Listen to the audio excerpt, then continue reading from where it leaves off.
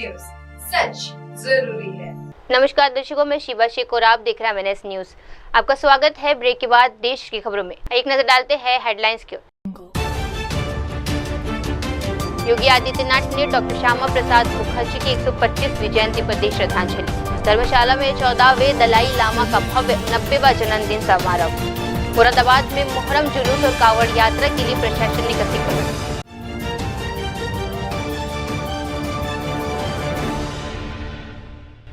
आप देख रहे हैं। आइए देखते हैं खबरें विस्तार से। योगी आदित्यनाथ ने डॉक्टर श्यामा प्रसाद मुखर्जी की 125वीं जयंती पर दी श्रद्धांजलि। उत्तर प्रदेश के मुख्यमंत्री योगी आदित्यनाथ ने आज डॉक्टर श्यामा प्रसाद मुखर्जी की 125वीं जयंती पर उन्हें प्रदेश की जनता की ओर से श्रद्धांजलि अर्पित की। उन्होंने कहा कि डॉक्टर मुखर्जी का जन्म 6 जुलाई 1901 को हुआ था और मात्र 33 वर्ष की उम्र में वे कलकत्ता विश्वविद्यालय के सबसे कम उम्र के कुलपति बने।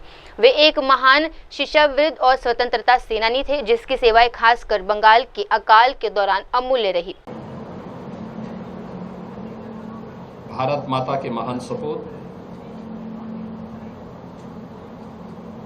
महान शिक्षाविद,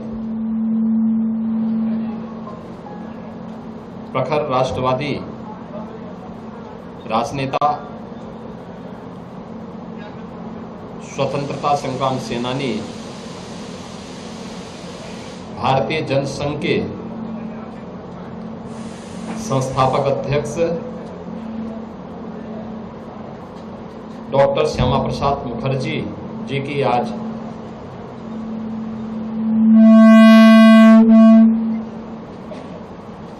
125वीं पावन जयंती है। इस अवसर पर डॉक्टर श्यामा प्रसाद मुखर्जी जी के पावन स्मृतियों को नमन करते हुए उत्तर प्रदेश सरकार और प्रदेशवासियों की ओर से मैं उनके श्री चरणों में विनम्र श्रद्धांजलि अर्पित करता हूं। डॉक्टर श्यामा प्रसाद मुखर्जी 6 जुलाई 1901 को उनका जन्म होता है। मात्र 33 वर्ष की उम्र में कोलकाता विश्वविद्यालय के सबसे युवा कुलपति के रूप में उन्होंने अपनी सेवाएं दी। वे एक प्रखर वक्ता थे, स्वतंत्रता संग्राम सेनानी थे, महान शिक्षाविद थे। पूरा जीवन।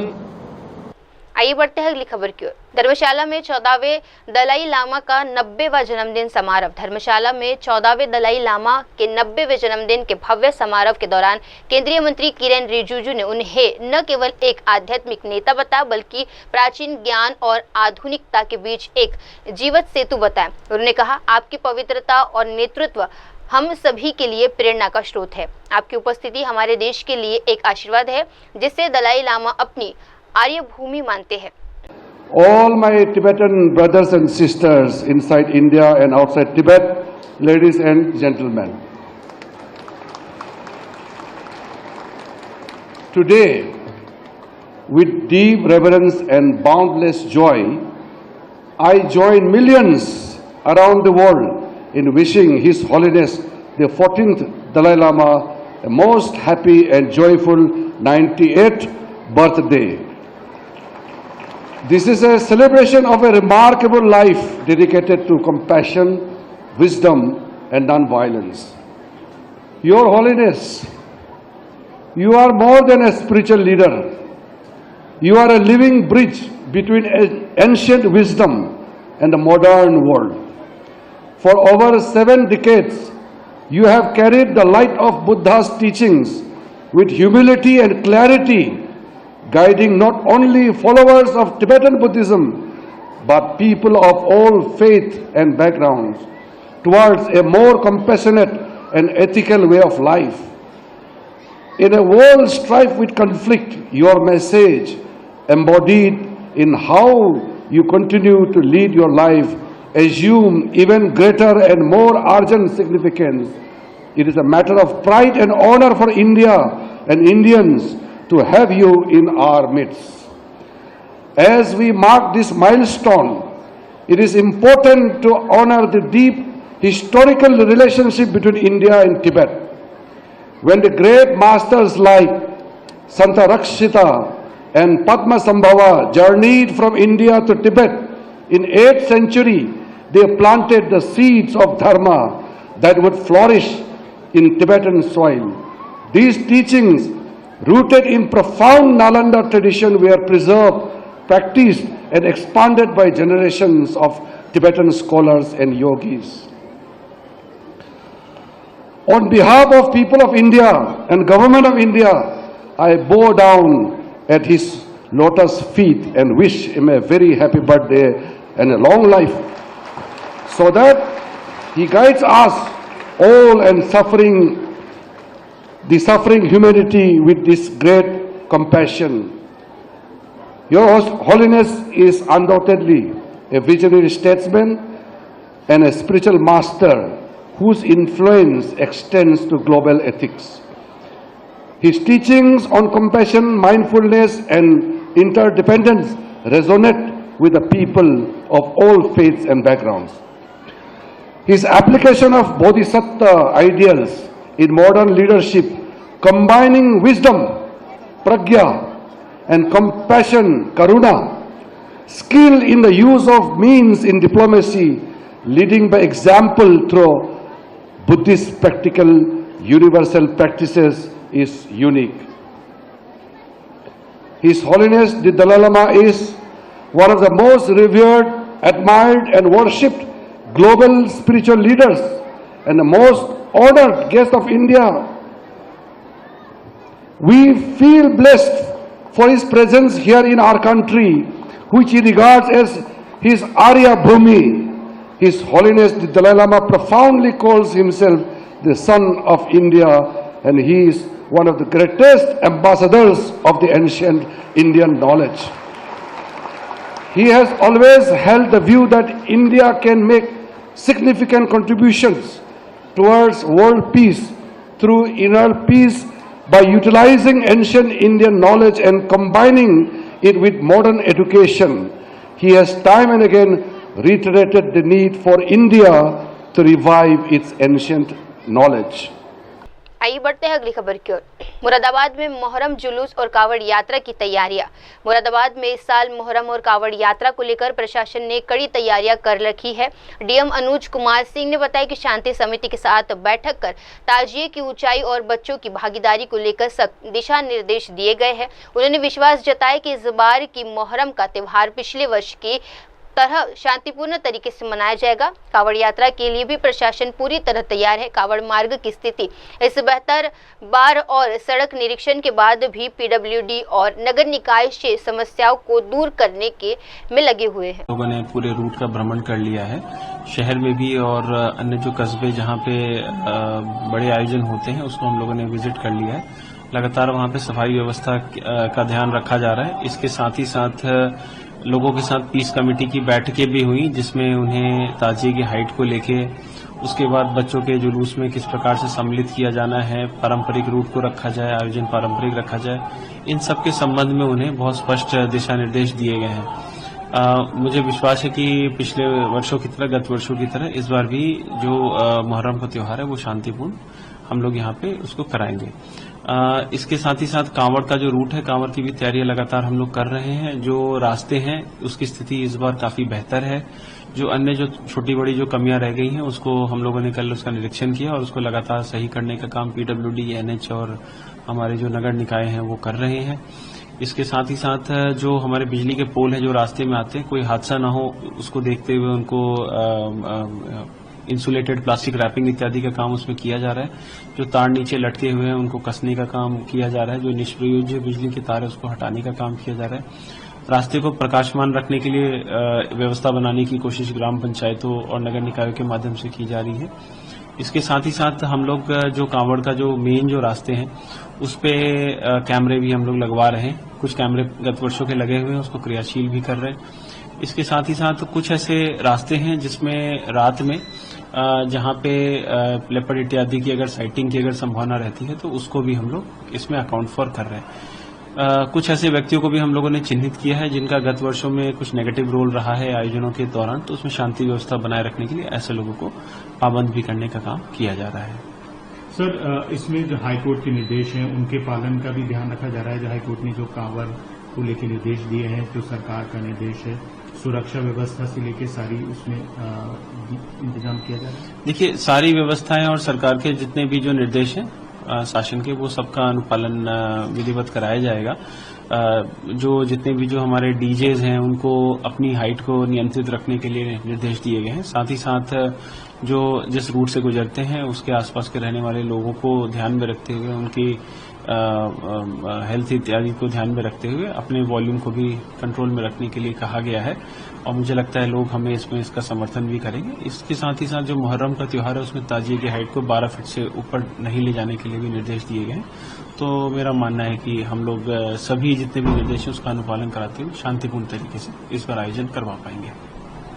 आइए बढ़ते हैं अगली खबर की ओर। मुंबई में श्री विट्ठल मंदिर में आषाढ़ी एकादशी समारोह उप मुख्यमंत्री एकनाथ शिंदे ने किया अभिषेक। मुंबई के वडाला स्थित प्रसिद्ध श्री विट्ठल मंदिर में आषाढ़ी एकादशी के पावन अवसर पर एक विशेष महाभिषेक का आयोजन किया गया। महाराष्ट्र के उप मुख्यमंत्री एकनाथ शिंदे ने विधिवत पूर्व भगवान विट्ठल और देवी रुक्मणी का अभिषेक किया। ये महाभिषेक श्रद्धालुओं के लिए एक विशेष आध्यात्मिक अवसर होता है जो आषाढ़ी एकादशी के महत्व को और बढ़ावा देता है। इस अवसर पर मंदिर में भारी संख्या में भक्तजन मौजूद थे जिन्होंने भक्ति और श्रद्धा के साथ पूजा अर्चना में हिस्सा लिया।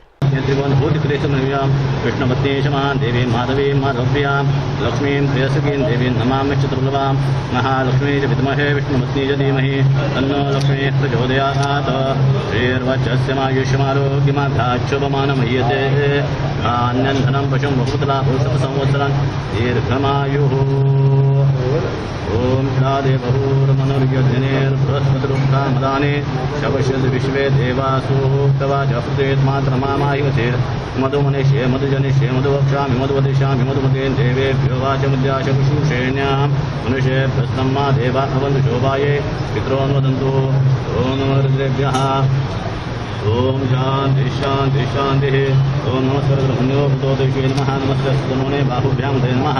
या तो शिशोदमा शिवं भगवते धनुः शिवाय रव्याया तवदया नद्रोणया या ते शिवा धनुर घोरापापकाशे तया नस्पन भाषन्तम यागरिषन्ताम जापति या मिशं संतहस्ते विवश। आइए बढ़ते हैं अगली खबर की ओर। मंडी में भारी नुकसान के बाद पुनर्निर्माण कार्य जारी। हिमाचल प्रदेश के मंडी क्षेत्र में हाल ही में आई प्राकृतिक आपदा के कारण भारी नुकसान हुआ है। पूर्व मुख्यमंत्री जयराम ठाकुर ने बताया कि पीडब्ल्यूडी मंत्री विक्रमादित्य सिंह ने स्वयं जाकर नुकसान का जायजा लिया है और उन्होंने शीघ्र सुधार का आश्वासन दिया है। जयराम ठाकुर ने कहा कि नुकसान से उभरना बेहद जरूरी है, लेकिन इससे भी महत्वपूर्ण ये है कि भविष्य में ऐसी घटनाओं से बचाव के लिए उपाय किए जाए। उन्होंने मंत्री को सुझाव दिया है कि सड़कों की मरम्मत में बीआरओ की विशेषज्ञों का इस्तेमाल किया जाना चाहिए। काफी एरिया में देखिए 4 दिन से आप लगातार घूम रहे हो, आज विक्रमादित्य के साथ भी मिले, क्या कहना चाहेंगे इस पे? जो एरिया है कब तक क्या बन जाएगा, कब तक हो जाएगा? देखिए, अभी तक तो स्टेट गवर्नमेंट के पास जो इन्फॉर्मेशन जारी थी वो चश्मदीद गवाह के रूप में जो है विक्रमादित्य जो मंत्री हैं, पीडब्ल्यूडी मंत्री, उन्होंने देखी है और स्वयं वो महसूस कर रहे हैं कि बहुत मैसिव डैमेज हुआ है, बहुत बड़ा नुकसान हुआ है और इस नुकसान की भरपाई करना आसान नहीं है। लेकिन फिर भी उसके बावजूद मिलकर के हम इस सारी चीज के लिए काम करेंगे, ऐसा उन्होंने कहा है। मैं उम्मीद करता हूं कि सरकार का सहयोग इसमें मिलेगा, निश्चित रूप से मिलेगा, ऐसा मैं मानता हूं। और जो हमारे अपने लेवल पर जो एफर्ट्स है, मैं एक यहाँ विधायक होने के नाते जो यहाँ के लिए, इस क्षेत्र के लिए जो प्लान्स दे सकता हूँ, चीजों को लेकर के भी क्या करना है, कैसे करना है, उन चीजों में अपनी पार्टिसिपेशन में जरूर दूंगा। और मैं उम्मीद करूंगा कि स्टेट गवर्नमेंट इसमें सारे प्रोजेक्ट सेंट्रल गवर्नमेंट को भी भेजे, स्टेट गवर्नमेंट के लेवल पर जो है यहाँ पर फंड्स का प्रोविजन होकर के जो है आगे की जो नुकसान के लिए भरपाई करना एक बात है, लेकिन आगे के लिए नुकसान ना हो ये भी इम्पोर्टेंट है। उस दृष्टि से मैं चाहूंगा कि भी ये सारी चीज को लेकर करने की आवश्यकता है। सर, इंफ्रास्ट्रक्चर हम जिस तरह से देख रहे हैं बहुत ही ज्यादा बुरी कंडीशन में है, क्या लगता है आपको बीआरओ की मदद लेनी पड़ेगी?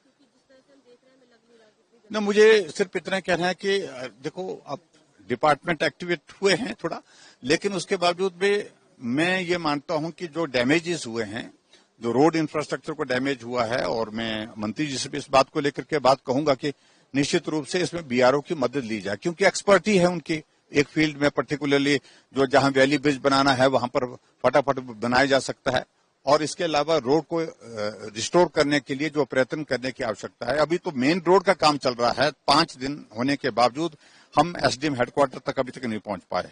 जिंजहली कहीं अलग से है, छतरी का इलाका, शिलीबागी का इलाका, बहुत, क्योंकि जो लिंक रोड्स हमारे इस कदर डैमेज हुए हैं उनको बहुत वक्त लगेगा। तो इसलिए हम ये की बात कह रहे हैं कि मल्टीपल पॉइंट से जो है वो हम शुरू करें और मशीनें लगा करके, ताकि रोड को ज्यादा से ज्यादा रोड रिस्टोर होगी तो बाकी चीजों को लेकर के भी फिर सुविधा रहती है। बिजली का, पानी का काम करना, ये सारी चीजों के लिए सुविधा रहेगी। यहाँ पर नेटवर्क नहीं है हमारा कम्युनिकेशन के लिए, उसके लिए भी सुविधा रहेगी।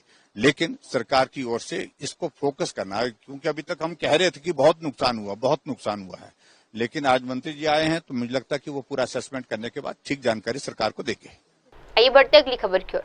हिमाचल प्रदेश में औसत तापमान में 0.9 डिग्री की वृद्धि। हिमाचल प्रदेश में लगातार बढ़ते बादल फटने की घटनाओं को लेकर वैज्ञानिक सुरेंद्र अत्री ने चिंता जताई है। उन्होंने कहा कि पिछले 6 दशकों में हिमाचल प्रदेश में औसत तापमान में 0.9 डिग्री सेल्सियस की वृद्धि हुई है, जो राष्ट्रीय औसत 0.6 डिग्री से कहीं अधिक है। सुरेंद्र अत्री ने स्पष्ट किया कि ये बढ़ती घटनाएं सीधे तौर पर जलवायु परिवर्तन की गंभीरता को दर्शाती है। उन्होंने कहा कि हिमाचल प्रदेश में पनजी बिजली परियोजनाएं, बुनियादी ढांचे और शहरों के तेजी के विकास के दौरान स्थानीय पर्यावरण, मिट्टी की संरचना और जल प्रभाव पर पर्याप्त ध्यान नहीं दिया गया है। बात करें पिछले दिनों बादल भी फटे कई जगह, क्या कारण है? अगर साइंटिफिक तरीके से इन चीजों को समझे।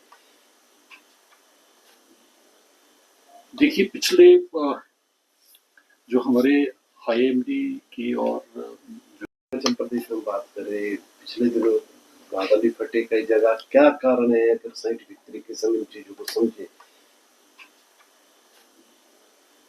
देखिए, पिछले जो हमारे IMD की और जो Indian institute of meteorological department है भारत सरकार का, उनकी जो रिपोर्ट्स भी आई हैं, एनालिसिस रिपोर्ट्स आई हैं, हम लोगों ने यहाँ पे वैज्ञानिक तौर पे भी एनालिसिस किए हैं। प्रदेश का जो तापमान है पिछले 60 वर्षों की जो पूरे डाटा की एनालिसिस की है, तो 0.9 डिग्री के आसपास जो है वो बढ़ चुका है। और जो पूरे, अगर आप नेशनल लेवल पे और रीजनल लेवल पे, साउथ एशिया के रीजन के लेवल पे IPCC की रिपोर्ट्स को अगर आप देखेंगे तो उसमें 0.6 डिग्री की वृद्धि है। मेरा कहने का तात्पर्य ये है कि जो प्रदेश का, हिमाचल प्रदेश का इन पर्टिकुलर पूरे हिमालय रीजन में तापमान बहुत तेजी से बढ़ा है। मुख्य कारण तो ग्लोबल वार्मिंग ही है कि तापमान में जो वृद्धि हुई है उसके जो साइड इफेक्ट्स हैं वो हमें इन जो घटनाओं के, जो आपदा के और जो प्राकृतिक जो घटनाएं हैं, ये अधिक बारिश होने की वजह से, उसी की वजह से मुख्य तौर पर हो रही है। बादल का फटना, इसको जो अगर साइंटिफिकली अगर हम एनालाइज करें तो बादल नहीं फटते हैं, एक बहुत तेजी से एक बारिश गिरने का फिनोमेना होता है। वैज्ञानिक तौर पे हम ये कहते हैं कि छोटे से एरिया में, जब कुछ 1 स्क्वायर किलोमीटर एरिया में या उससे कम एरिया में जब 1 घंटे में 100 mm या उससे अधिक की बारिश जब होती है, एकदम से जो बारिश गिरती है, तो वो एक क्लाउड बर्स्ट का फिनोमेना आप कह सकते हैं कि जो हम आम जनता की भाषा में से बादल का फटना कहते हैं। ये घटनाएं प्रदेश के अंदर नैरो वैलीज में ज्यादा होने की संभावना हमेशा बनी रहती है। और ऐसा नहीं है कि ये सिर्फ नैरो वैलीज में ही सीमित रहेंगी, या क्योंकि पिछले लगभग 5 वर्षों से ये बहुत तेजी से बढ़ी हैं और वैज्ञानिक एनालिसिस के अनुसार ये आने वाले कुछ वर्षों में और भी तेजी से आगे बढ़ेंगी। वर्षा की तीव्रता कुछ क्षेत्र में सीमित नहीं है, कहीं भी किसी भी वक्त हो सकता है और हम सभी को सचेत रहने की जरूरत है। वैज्ञानिक तौर तरीके अपनाए जाने चाहिए, चाहे वो विकास की गतिविधियां हैं, चाहे इंफ्रास्ट्रक्चर डेवलपमेंट की बात है। जो सतत विकास के लक्ष्य लेकर जो प्रदेश सरकार ग्रीन डेवलपमेंट का एजेंडा लेकर चलती है, आम जनता को इसके प्रति अपनी संवेदना दिखानी चाहिए और जिस तरह से सरकार ने हरित विकास की ओर अपने कदम बढ़ाए हैं उसमें सहयोग करना चाहिए, ताकि कम से कम हमारा नुकसान हो और हम पर्यावरण को, प्रकृति को बचाए रखें और इसके साथ इसी के अनुरूप हम चलें। क्या कदम उठाने चाहिए कि जैसे पेड़ लग रहे हैं, काफी हर साल ग्रीनरी हिमाचल में बढ़ रही है? देखिए, ग्रीनरी बढ़ रही है और पौधारोपण किया जाना चाहिए, अवश्य रूप में किया जाना चाहिए, लेकिन कौन सी स्पीशीज, किस तरह की वनस्पति को हमें अपनाने की आवश्यकता है, जो वनस्पति यहाँ पे एग्जिस्ट करती है उसी को अपनाया जाना चाहिए। किस क्षेत्र में पौधारोपण होना चाहिए ये भी बहुत महत्वपूर्ण है। आपको पहले जो हमारे यहाँ पे जो विकास की वजह से काफी ज्यादा पौधे का कटान होता है, तो उसमें जो भारत सरकार के जो नियम है और जो फॉरेस्ट कंजर्वेशन एक्ट FCA जिसे कहते हैं, उसके अनुसार जो एफॉरेस्टेशन होती है, कंपनसेटरी फॉरेस्टेशन जिसे आप कहते हैं, उसके लिए जो भी प्रोजेक्ट लगते हैं उसके एवज में पौधारोपण किया जाता है। वो किन क्षेत्रों में होना चाहिए और किस रूप में होना चाहिए, किस तरह की उसमें स्पीशीज लगनी चाहिए, ये एक विज्ञान का विषय है और इसमें पूरी तरह से तथ्यों को एनालाइज किया जाना चाहिए, ईमानदारी से किया जाना चाहिए। ये एनालाइज किए जाते हैं, लेकिन वो कितने साइंटिफिक हैं, कितने नहीं है, ये विषय एक अलग बन जाता है। मेरा अपना मानना यह है कि पौधारोपण करने से पर्यावरण सुदृढ़ होता है, लेकिन excess of everything is bad. अत्यधिक और जहां जरूरत नहीं है पौधारोपण की, वहां पे भी आप पौधारोपण कर रहे हैं, जंगल खड़े कर रहे हैं। इसको वैज्ञानिक तौर पे लिया जाना चाहिए और इसकी एनालिसिस होनी चाहिए। कुछ समय से बहुत ज्यादा डैमिंग हुई है। उस डैम बनने से जो प्रभाव, लोकल क्लाइमेट जो कंडीशंस हमारी बनी है, लोकलाइज्ड कन्वेक्शन प्रोसेस उसे कहते हैं, जो एटमॉस्फेरिक इंस्टेबिलिटी है वो बढ़ी है, उसे पूरी तरह से अध्ययन हमें करना चाहिए कि उससे कितना हमारे एरियाज में फर्क पड़ा है। जो हमारी घासनियाँ जो पहले होती थी, जिसमें सिर्फ घास ही होता था और घास की जड़ें जो थी वो मिट्टी को पकड़ के रखती थी, और वहाँ पे बड़े पौधे लगा दिए गए हैं या जंगल खड़े कर दिए गए हैं। वो एक प्रोसेस के लिए किया गया है कि ताकि डैमों में सिल्ट ना जाए। तो वो एक अलग से विषय है कि वो डैमों में सिल्ट रोकने के लिए आपने जंगल खड़े कर दिए, या उस तरह की एक सोच के साथ उस क्षेत्र में काम किया गया। लेकिन इन पौधारोपण से कितना मॉइस्चर बना, कितना घटा, ये एक एनालिसिस का विषय है। हमें इसको वैज्ञानिक तौर पे देखना चाहिए। आइए बढ़ते हैं अगली खबर की ओर। मंडी में भारी आपदा से अभूतपूर्व नुकसान, मंत्री विक्रमादित्य सिंह ने राहत कार्यों की जानकारी दी है। मंत्री विक्रमादित्य सिंह ने बताया कि फिलहाल सबसे बड़ी प्राथमिकता सड़कों को बहाल करना है। मुख्य सड़कों के साथ साथ संपर्क और पंचायत सड़कों की मरम्मत भी जल्द शुरू होगी। आज मोबाइल कनेक्टिविटी बहाल कर दी गई है, जिससे प्रभावित क्षेत्रों के लोगों को सरकार से संपर्क कर पा रहे हैं और नुकसान की जानकारी दे रहे हैं।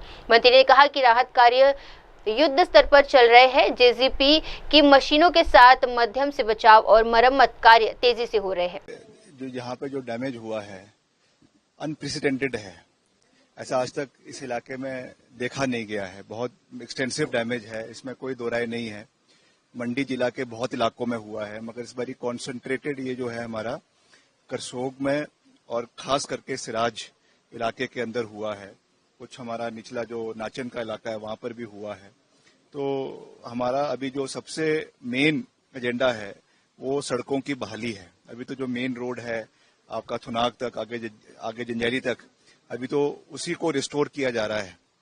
अभी जितने इसमें आगे लिंक रोड्स है पंचायतों की रोड्स है, गांव की रोड्स है, उस पर भी आने वाले समय में फोकस किया जाएगा। आज ही कनेक्टिविटी यहाँ पे मोबाइल की जुड़ी है, तो अब लोगों के फोन आने शुरू हो रहे हैं कि किस किस इलाके में कैसा कैसा हाल चला हुआ है, तो उसके ऊपर हम वॉर फुटिंग के ऊपर जो है वो कार्य करेंगे। अभी भी सारी पोकलेन मशीन्स है, जेसीबी मशीन्स है, जगह जगह के ऊपर वो लगी हुई है और पीडब्ल्यूडी ने अच्छा काम किया भी है, मगर फिर भी seeing the extent of the damage that has happened, ये जैसे मैंने कहा अनप्रेसिडेंटेड है, तो निश्चित तौर से हमको दुख भी है कि बहुत सी जानें भी इसमें जो है वो गई है। अभी तक शवों का जो है बरामदगी भी अभी तक नहीं हो पाई है, तो इस चीज पे हमारा जो है हम सब मिलकर इसके ऊपर कार्य कर रहे हैं। सरकार कर रही है, सभी दलों के लोग इस पे कार्य कर रहे हैं, एनजीओज इसमें कार्य कर रहे हैं। It is a collective effort, क्योंकि ये तो ह्यूमैनिटी का कार्य है और इसमें हम सबको मिलकर इस पे कार्य करने की आवश्यकता है। तो मुझे विश्वास है कि आने वाले समय में, क्योंकि अभी तो मानसून शुरू हुआ है, अभी तो प्री मानसून है, but we have to be very careful कि भविष्य में इस तरीके की चीजें ना हो, उस पर हम पूरी मजबूती से सब मिलकर कार्य करेंगे। और जितना भी रिलीफ वर्क है, जितनी भी गाड़ियां लगनी है, जेसीबीज लगनी है, उसके ऊपर भी कार्य होगा। बहुत सी आईपीएच की स्कीम्स भी डैमेज हुई है। आज डिप्टी चीफ मिनिस्टर भी यहाँ पर आए थे, उन्होंने भी उसका निरीक्षण किया है। तो मिलकर हम हर चीज पे कार्य करेंगे। और यहाँ से जो हमारे नेता है, पूर्व मुख्यमंत्री है जयराम ठाकुर जी, ये भी यहाँ की आवाज को पूरी बुलंदी से रख रहे हैं और प्रदेश सरकार के समक्ष भी रखेंगे, केंद्र में भी रखेंगे। तो मिलकर हम सब यहाँ पर यहाँ की समस्याओं को, उनका निवारण करने का पूरा प्रयास करेंगे। केंद्र से भी कुछ रिलीफ फंड मिले थे डिजास्टर, पिछले साल भी ऐसा हुआ था, क्योंकि लोगों की बहुत होप है, क्योंकि लोगों के बहुत सारे इंफ्रास्ट्रक्चर हुए, सेब के पेड़ हुए, बहुत डैमेज हुआ। क्या लग रहा है कि कब तक उन तक चीजें पहुंच पाएंगी, क्योंकि लोग बहुत परेशान हैं?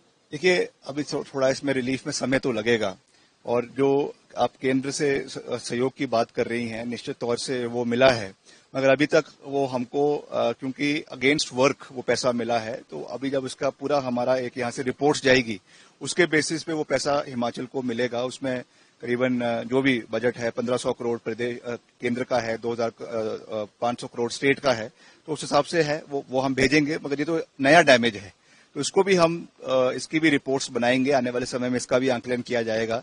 मगर हमें ये भी देखना है कि बार बार ये चीजें क्यों हो रही है, और बार बार निश्चित तौर से क्लाइमेटिक चेंजेस है, ग्लोबल वार्मिंग है, उन सब का भुगतान तो हम देख ही रहे हैं। सड़कों का इस इलाके में जो है एक्सटेंसिव नेटवर्क है, तो उसमें भी कहीं ना कहीं हो सकता है कई जगहों पे जो है डंपिंग हुई है, कई जगहों पे एक्सटेंसिव पेड़ के कटान हुए हैं। सब चीजों को हमें देखने की आवश्यकता है, क्योंकि स्टडी करने की आवश्यकता है। बार बार ऐसी चीजें ना हो, ये हम सबका एंडेवर होना चाहिए।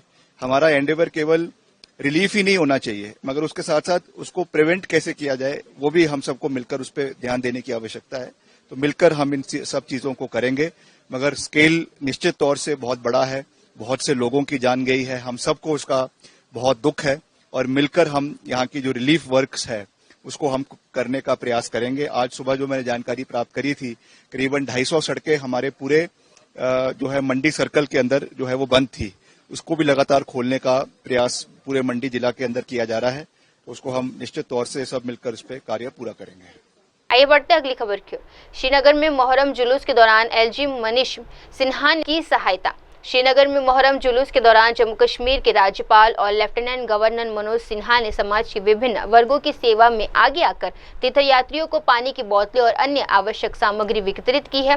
ये पहल जुलूस में शामिल श्रद्धालुओं की सुविधा और आराम को ध्यान में रखकर की गई है, ताकि इस पावन अवसर पर सभी को पर्याप्त जल और सहायता मिल सके। आइए बढ़ते अगली खबर की ओर।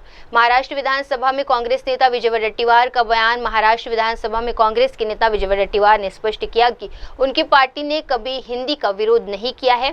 उन्होंने कहा कि उनका विरोध केवल प्राथमिकता विद्यालयों में हिंदी थोपे जाने के मामले में है। वडेट्टीवार ने भाजपा पर निशाना साधते हुए कहा कि भाजपा को उनके कार्यक्रम में न जाने की चिंता नहीं करनी चाहिए, बल्कि अपनी चिंता करनी चाहिए। और नहीं जाने का कारण भी ये नहीं था, दो बंधु का मिलन था, वो उन्होंने कार्यक्रम किया। मराठी भाषा, हम लोगों ने कभी हिंदी का विरोध नहीं किया, हिंदी के सख्ती का विरोध हम करते हैं। इसलिए मराठी हिंदी सख्ती नहीं होना चाहिए। ठीक है, 5वीं क्लास से हिंदी पढ़ा रहे तो पढ़ाओ, पहली से क्यों, यह सवाल था। और नहीं जाने की कोई दूसरी वजह नहीं थी। और भाजपा को चिंता क्यों है कि हम नहीं गए? अरे हम जाए नहीं जाए, तुम अपनी चिंता करो ना, दोनों भाई एक आने के बाद में। कांग्रेस की चिंता क्यों करते हो? कांग्रेस नहीं थी, कांग्रेस क्यों नहीं गई? नहीं लगा, हम नहीं गए, जब आएगा तो जाएंगे, हमारा तो है ही अलायंस दो जी के साथ में आगाड़ी है। अब दोनों भाई आकर कुछ महाराष्ट्र में एक आ रहा है तो लोग स्वागत कर रहे, तो उसको हमें घसीटने की जरूरत नहीं। हिंदी बोलने वाले राज्य आर्थिक रूप से पिछड़े हुए हैं, राज ठाकरे ने कहा। तो कल का हमने उनका भाषण सुना, ये सही है। महाराष्ट्र ने जो प्रगति किया है, या महाराष्ट्र आज देश के अंदर में एक नंबर का राज्य जो बना था, महाराष्ट्र की संस्कृति, महाराष्ट्र का विकास, महाराष्ट्र का हर क्षेत्र में एक अलग प्रभाव, और महाराष्ट्र ये इकोनॉमिकल कैपिटल हिंदुस्तान का, ये सब कुछ जो है महाराष्ट्र में, ये मराठी आदमी के वजह से है, ऐसा उन्होंने कहा था, ये सच है। आज से मुख्यमंत्री महाराष्ट्र देवेंद्र फडणवीस पॉडकास्ट शुरू करने वाले महाराष्ट्र धर्म नहीं, पॉडकास्ट शुरू करने जा रहे हैं, हमें आनंद है महाराष्ट्र धर्म करके। हमारा यही कहना है कि हमारे सीएम जी से यही मांग है कि महाराष्ट्र धर्म छत्रपति शिवाजी महाराज की कल्पना है। वो धर्म कौन सा था? नीति का धर्म था, नैतिकता का धर्म था, इंसानियत का धर्म था, सबको समान अधिकार और सबको समानता का अधिकार छत्रपति शिवराय का था। महाराज ने कभी एक भी मस्जिद गिराई ऐसा कहीं इतिहास नहीं है। महाराज ने उल्टा मस्जिद को खड़ा करने के लिए कहा। महाराज ने शत्रु को भी उतना ही सम्मान दिया, जैसे कि अफजल खान का वध करने के बाद में उसकी समाधि भी किले के पास में खड़ी कर दी, बांधने को काम कर दिया।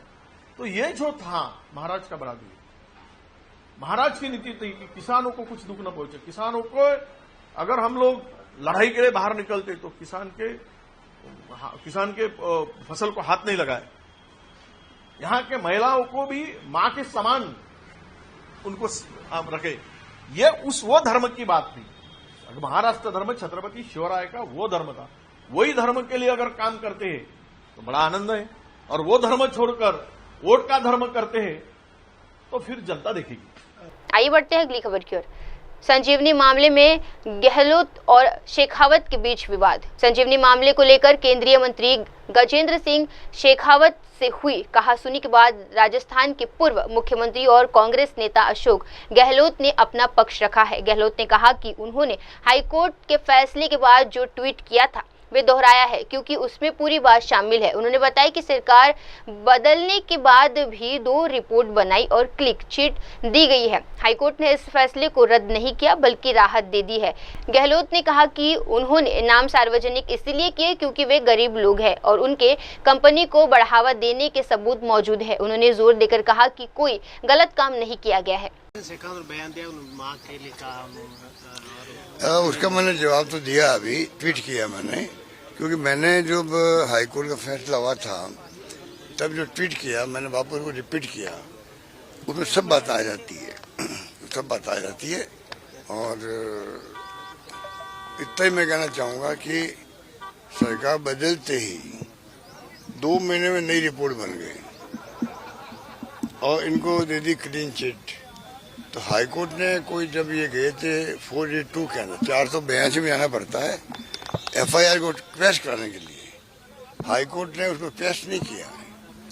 इनको रिलीफ दी है कि आप, क्योंकि पुलिस खुद कह रही है, एसओजी खुद कह रही है कि आप मुलजिम नहीं, फिर हम क्या करें, अब मुलजिम नहीं हो। तो अगर अब सरकार या चाहे कोई तो लोअर कोर्ट में जाए और उसकी परमिशन लेके फिर केस आगे बढ़ा सकते हैं। तो रिलीफ कहाँ मिली है? जिस काम के लिए गए थे वो केस तो ही नहीं है। तो मैंने ट्वीट किया, उसमें सब बातें मैंने लिखी है, आप देख लीजिए।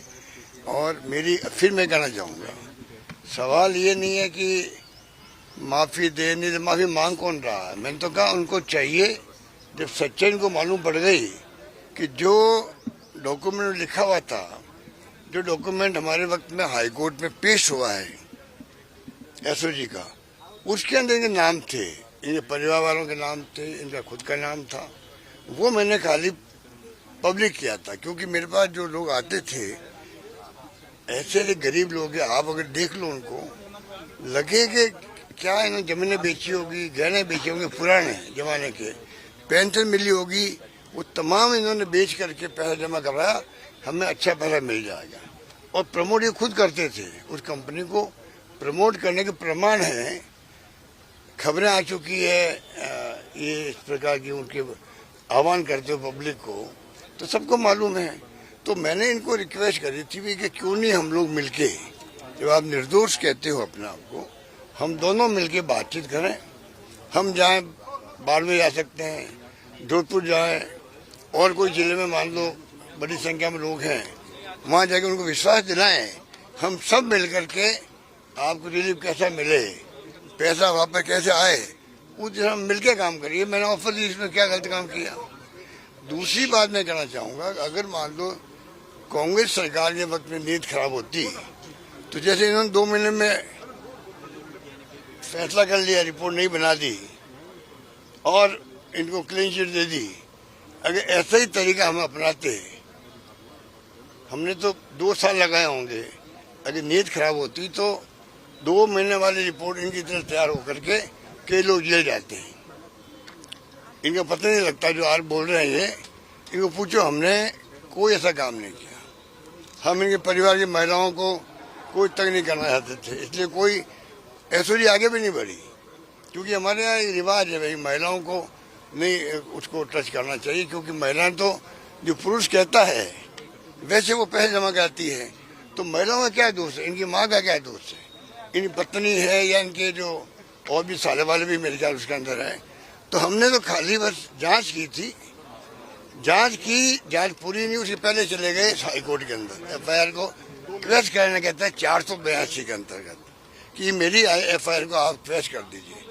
ट्रेस हाईकोर्ट ने की नहीं है, तो ये किस घमंड में बोल रहे हैं, मेरी समझ के परे हैं।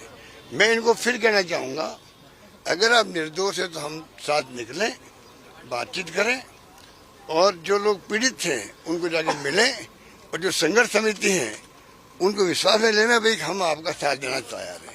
उससे तो ये राइट लेफ्ट कर रहे हैं, और मैं मतलब माफ़ी नहीं दूंगा, मैंने कभी नहीं कहा माफ़ी दो या नहीं दो, मैंने तो कहा केस इनको विड्रॉ करना चाहिए। मैं फिर कहना चाहूँगा, मुझे कुछ लोगों ने कहा भी था भाई ये खुद भी चाहते हैं भाई कि कोई केस आगे नहीं बढ़े, हम लोग सब समाप्त करते हैं, कोई झगड़ा है तो मुझे खुशी हुई कि भाई चलो ये भी चाहते हैं झगड़ा समाप्त हो। और मुझे इसीलिए मैं आगे बढ़ के मैंने मीडिया को कह दिया कि जब ये खुद चाहते हैं कि केस समाप्त हो, आपस में कोई झगड़ा नहीं हो, तो इसका मतलब ये चाहते हैं भाई कि गरीबों को न्याय मिले। इस भ्रम में मैंने कह दिया जोधपुर के अंदर, भाई क्यों नहीं हम जब सब मिलकर के इन जो बेचारे कोई सोच नहीं सकता, कुछ लाख लोग कहते हैं, कुछ 1.25 लाख कहते हैं, क्या क्या लोग आए मेरे पास में कपड़े पहनने के लिए नहीं और 25 लाख जमा कर दिए। इसका मतलब जो पुराने लोग हैं जमीन बेची होगी, अपने महिलाओं के गहने बेचे होंगे, क्या क्या किया गया होगा। तो मैं अगर मुख्यमंत्री हूँ, गृह मंत्री हूँ, तो मैंने पता किया एसओजी के अंदर, तब मालूम पड़ा कि हमने हाईकोर्ट के अंदर लिख के दे दिया है ये सब मुलजिम है उसके अंदर, अभियुक्त है जो भी कहते हैं इनको। तो मैंने वो बात मीडिया को कह दी, जिससे कि जनता को लगे, जो पीड़ित उनको लगे भी सरकार हमारे पक्ष में खड़ी है। ये तो कोई सरकार किसी पार्टी की हो, ये चाहेगी भाई कि लोगों को लगे कि हम आपकी पैरवी कर रहे हैं। दुर्भाग्य से भजनलाल शर्मा जी की जो ये सरकार है, इसने बजाय इसके कि उनको विश्वास दिलाते 2 महीने में नई रिपोर्ट तैयार कर दी, सबको फ्री कर दिया। तो आप सोच लीजिए, हमारी नीयत खराब होती, जेल भेजने की नीयत होती, हम भी इनके तो 2-4 महीने में रिपोर्ट तैयार कर देते। हमने तो कई लोगों तो चार्टर्ड अकाउंटेंट बैठा है, चार्टर्ड अकाउंटेंट के माध्यम से एफएसएल कहते हैं, एफएसएल रिपोर्ट कहते हैं, वो बनवाई हम लोगों पूरी तरह तहकीकात करके फिर जो हमने ट्वीट किया है, मैंने कुछ बातें लिखी भी, आप जाके देख लीजिए। मैं अब भी कहना चाहूँगा कि मेरा कोई पूरे जीवन में मैंने किसी को कोई झूठा आरोप नहीं लगाया। मैं इनको ही कहना चाहूँगा, आपका जो खुद का औरा है, आप केंद्रीय मंत्री बने हो, केंद्रीय मंत्री को मैं बड़ा पद मानता हूँ कि एक अवसर मिला इनको जिंदगी के अंदर कि भाई आपको केंद्रीय मंत्री बनाया मोदी जी ने। अब केंद्रीय मंत्री भारत सरकार के मंत्री होता है, उसकी ड्यूटी होती है कि वो खुद आगे आकर के अगर और लोगों पर आरोप लगे उसको हल करे। ये तो खुद पे आरोप लगा है, उसके लिए तैयार नहीं है कि भाई हम जाके, जब मैं ऑफर कर रहा हूँ कि हम सब मिलकर कर लें, तो मुझसे मिले तो सही कम से कम। मिलके हम बात करें अपर के अंदर, ये दो लोगों को साथ लेके आ जाए इनकी पार्टी के, हम बैठ के बात करें क्या किस प्रकार से हम इनको इमदाद कर सकते हैं, मदद कर सकते हैं, पैसा वापस दिला सकते हैं। सरकार सरकारी होती देखिए, और कानून बने हुए हैं, पैसे दिलाने कानून बने हुए हैं, आगे तो बढ़े कम से कम। पर ये चले गए हाईकोर्ट के अंदर और उसके बाद में नया फैसला हो गया, वापस जांच करो। सरकार नहीं आई, 2 महीने में जांच कर ली, हमें 2 साल लगे, तब भी हम उसकी जांच को आगे बढ़ा रहे थे हम लोग। तो 2 साल बना 2 महीने। आप सोच सकते हो कि हमने चार्ट अकाउंट में बैठा है, कोई गलत नहीं फंसना चाहिए। मेरे रहते हुए कोई निर्दोष आदमी फंस जाए उसको मैं पाप समझता हूँ। अगर कोई निर्दोष आदमी फंस जाए झूठा, ये तो कानून में नहीं कहता है। संदेह का लाभ तो कानून देता है लोगों को। जो मर्डर किए हुए आरोप लगते हैं उनको भी कानून का लाभ मिलता, कानून का संदेह का लाभ मिलता है। ये तो एक ऐसा केस है जिसमें इनको खुद को चाहिए था आगे आके बातचीत करें। आइए बढ़ते अगली खबर की ओर। संजय राउत ने एमके स्टालिन के बयान पर दी प्रतिक्रिया। मुंबई में शिवसेना यूबीटी के नेता संजय राउत ने तमिलनाडु के मुख्यमंत्री एमके स्टालिन के बयान पर प्रतिक्रिया दी है। राउत ने कहा कि दक्षिण राज्यों का उद्देश्य हिंदी को अपने ऊपर थोपना नहीं है, लेकिन उनका अपना मकसद अलग है। उन्होंने स्पष्ट किया कि वे खुद हिंदी में बोलते हैं, पढ़ते हैं और सोचते हैं। उन्होंने बताया कि यहाँ हिंदी ट्वीट, हिंदी गाने और हिंदी अखबार सामान्य है। संजय राउत ने कहा कि उनकी लड़ाई राज्य के स्कूलों में कक्षा 1 से हिंदी को तीसरी भाषा के रूप में थोपे जाने के खिलाफ है, न कि हिंदी भाषा के खिलाफ है। स्टालिन ने जिस तरह से कल इशारा दिया, ऐसा लगता है कि अब सरकार को परिवर्तन जरूर होगा, केंद्र से लड़ने की ताकत। देखिए, दक्षिण के राज्य जो है वो सालों साल से इस विषय पर लड़ रहे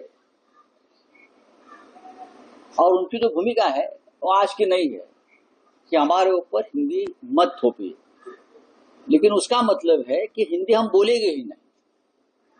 हम हिंदी बोलेंगे नहीं, हमारे राज्य में हिंदी किसी को बोलने नहीं देंगे। हमारी ये भूमिका नहीं है। हम हिंदी बोलते हैं, आप देखा, मैं हिंदी बोलता हूँ, मैं हिंदी पढ़ता हूँ, मैं हिंदी देखता हूँ, मैं हिंदी में सोचता हूँ। हमारी भूमिका है कि प्राथमिक स्कूलों में हिंदी की जो सख्ती हो रही है वो हम होने नहीं देंगे, वो हम होने नहीं देंगे। और हमारी लड़ाई यहाँ तक सीमित है, लेकिन फिर भी हमने एक जीत हासिल की है इस संघर्ष में। और एमके स्टालिन जो मुख्यमंत्री है तमिलनाडु के, उसने इस जीत के बारे में हमारा अभिनंदन किया और कहा है कि आपकी ये जीत है, उससे हमें भी प्रेरणा मिलेगी लड़ने के लिए। जरूर हम उनको शुभकामनाएं देंगे। लेकिन मुंबई में, महाराष्ट्र में हिंदी बोलने के ऊपर किसी के ऊपर हमने रोक नहीं लगाई है। हिंदी फिल्में यहाँ चलती है, हिंदी थिएटर चलता है यहाँ। आप जाइए, पृथ्वी थिएटर है या सत्यजीत दुबे जी का थिएटर है, ये सब थिएटर्स यहाँ चलते हैं। हिंदी गाने चलते हैं, हिंदी संगीत चलता है, हिंदी प्रोग्राम चलते हैं, हिंदी किताबें यहाँ आती है, यहाँ हिंदी अखबार चलते हैं। हमारी बात केंद्र से झगड़ा है ये सरकार से, वो आप जो प्राथमिक शिक्षा है उसके ऊपर जो त्रिसूत्री की जो बात करते हो आप, उसमें हिंदी आप नहीं लाद सकते। सर, फडणवीस और शिंदे दोनों का बयान ये आ रहा है कि दोनों भाई एक साथ आए, सिर्फ राजनीति के चलते। अच्छा ठीक है, आ गए ना, राजनीति के लिए आ गए, तो आप किसके लिए आ गए भाई? एकनाथ शिंदे, देवेंद्र फडणवीस, आप एक साथ किसके लिए आ गए हैं? हाँ, सोशल वर्क करने के लिए आए हैं क्या? आपकी संपत्ति जो बनाई है वो बांटने के लिए आए हैं? अशोक चव्हाण, सुनील तटकरे, प्रफुल्ल पटेल, एकनाथ शिंदे, अजित पवार, देवेंद्र फडणवीस, ये एक साथ क्यों आए हैं मुझे बताइए। ऐसा कौन सा महान विचार लेकर आप आए हैं? जी हाँ, अगर आप कहते हैं कि राजनीति के लिए आए तो समझ लीजिए हम राजनीति के लिए आए हैं, और ये राजनीति महाराष्ट्र में मराठी हित के लिए। राहुल गांधी जी ने बड़ा ट्वीट किया है, कहा कि बिहार में कल एक बिजनेसमैन की दिन दहाड़े हत्या की गई और कहा गया कि बीजेपी और जो नीतीश कुमार है अब बिहार को एक क्राइम कैपिटल बना है, क्योंकि दिन दहाड़े जो है एक बिजनेसमैन की दिन दहाड़े मौत की गई है। सरकार किसकी है वहाँ? नीतीश कुमार और बीजेपी की सरकार है।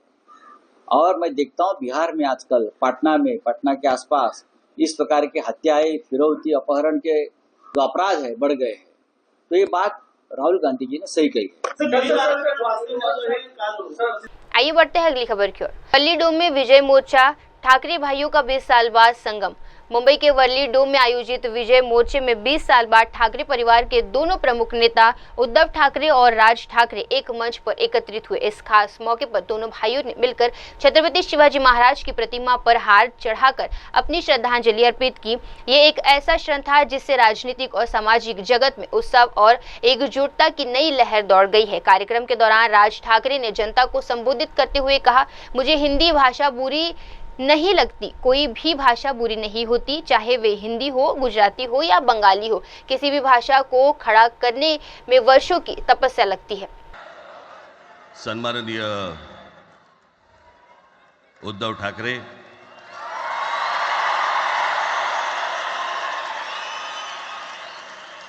आणि माझ्या जमलेल्या सर्व तमाम मराठी बांधवांनो, भगिनींनो आणि मातांनो,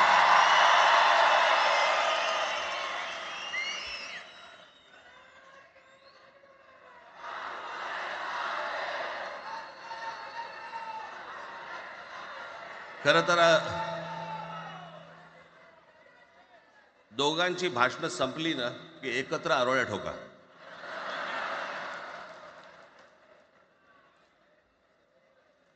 खरं तर आज मोर्चा निघायला पाहिजे होता.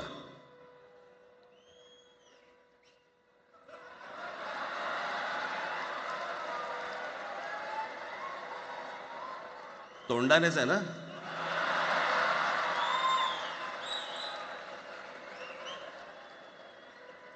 बस बस मोर्चा खरं तर निघायला पाहिजे होता.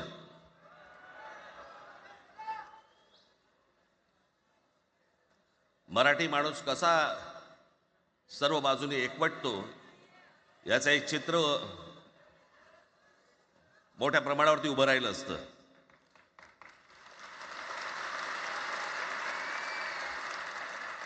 पण नुसत्या मोर्चाच्या चर्चेनेच माघार घ्यावी लागली.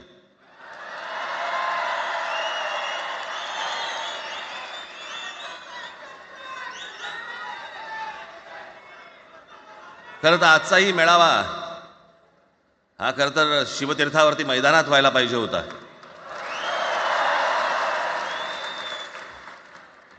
मैदान ओसंडून वाहिलं असतं अख्खं. पण पाऊस आहे, पावसामध्ये सगळ्या ठिकाणी अशा प्रकारचे काही जागा मिळत नाहीत फारशा मुंबईमध्ये. आणि म्हणून आज तुम्हाला सर्वांना इथे यावं लागलं. मी बाहेर जे उभे आहेत त्यांची मी दिलगिरी व्यक्त करतो की त्यांना आतमध्ये येता नाही आलं. परंतु आता काही स्क्रीनवरती आठवा.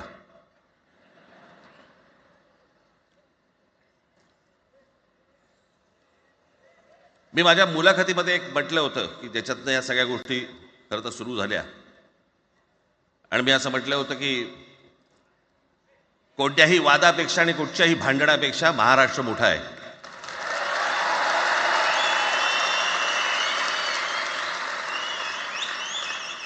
आज जवळपास 20 वर्षानंतर मी आणि उद्धव आम्ही एका व्यासपीठावरती आज येतो आहोत.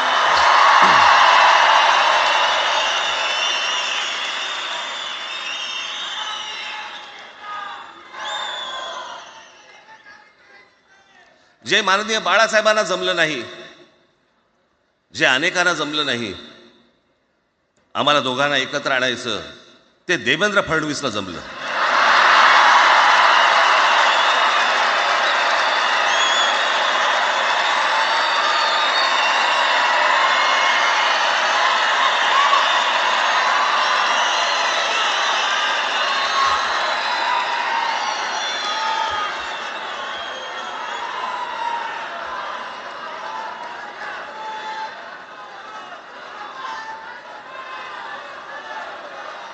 आता बऱ्याच सगळे चॅनल्सचे सगळे कॅमेरे तिकडे लागले, तिकडे लागले, इकडे लागलेत.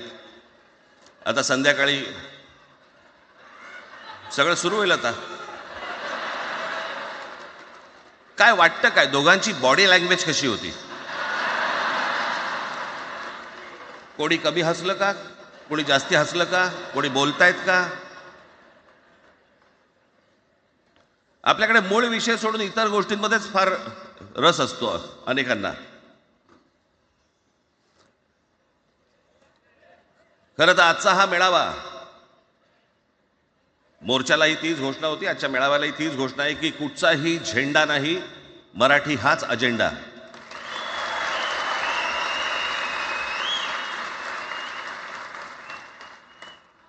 माझ्या मराठीकडे, माझ्या महाराष्ट्राकडे वेडावाकड्या नजरेने पाहायचं नाही कोणी.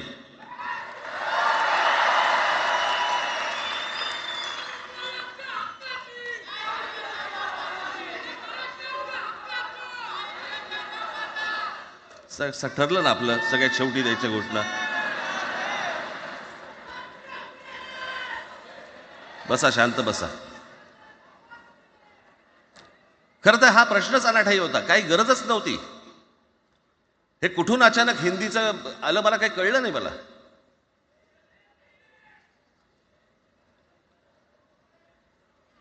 आणि हिंदी कशासाठी, हिंदी कोणासाठी हिंदी? त्या लहान लहान मुलांवरती जबरदस्ती करताय तुम्ही.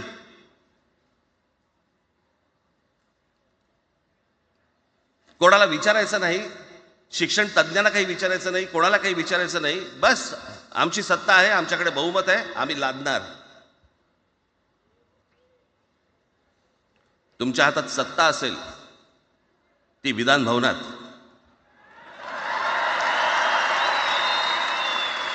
आमच्याकडे सत्ता आहे रस्त्यावर.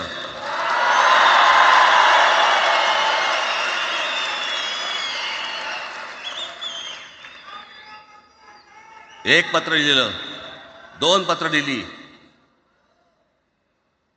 नंतर ते दादा भुसे माझ्याकडे आले. मला म्हणाले की आम्ही काय म्हणतो एवढं समजून तर घ्या, एवढं काय म्हणतो एवढं ऐकून तर घ्या. म्हटलं दादा तुम्हाला एक गोष्ट सांगतो, तुम्ही काय सांगता ते ऐकून घेईन पण ऐकणार नाही.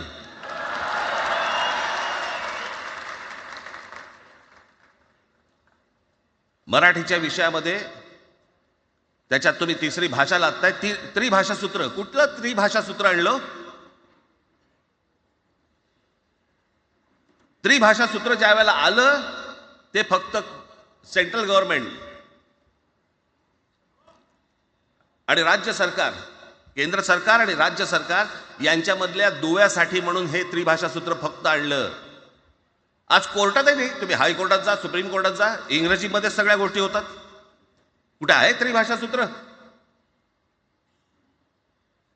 मग मला सांगायला लागले म्हणे केंद्रीय शिक्षण धोरणामध्ये, त्या धोरणातही नाही राहत, केंद्राच्या शिक्षण धोरणात, इतर कोणत्या राज्यातही नाही.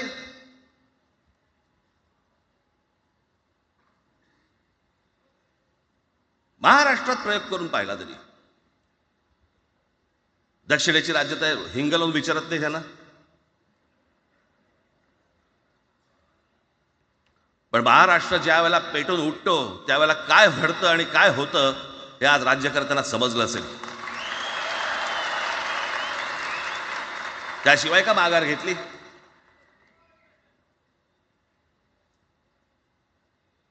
विनाकारण आणलेला विषय होता. मी त्याशी त्या भुसेंना सांगितलं, म्हटलं मला सांगा उत्तर प्रदेश, बिहार, राजस्थान, मध्य प्रदेश कोणती तिसरी भाषा आणणार आहे? खरं तर आणली पाहिजे.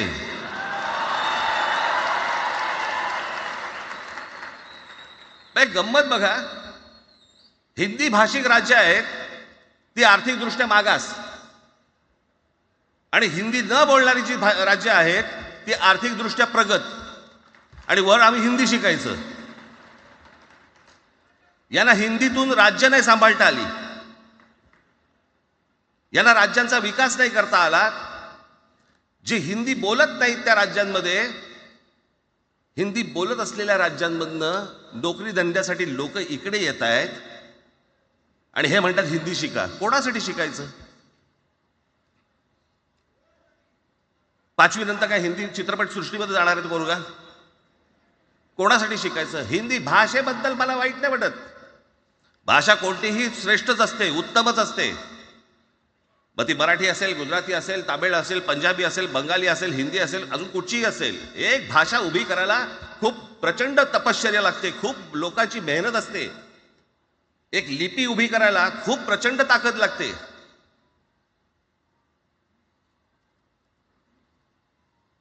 अशाच भाषा काय उभ्या राहत नसतात.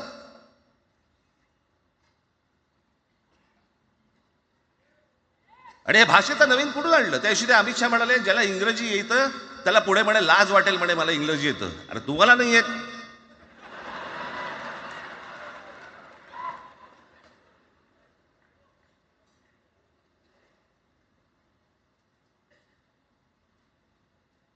या संपूर्ण हिंद प्रांतावरती 125 वर्ष 1400 वर्ष मराठ्यांनी राज्य केलं. 1400 वर्ष इतक्या राज्यांवरती आम्ही राज्य केलं. तो त्यावेळेला राज्यच नव्हती, पण जे प्रदेश होते त्याच्यावरती राज्य केलं.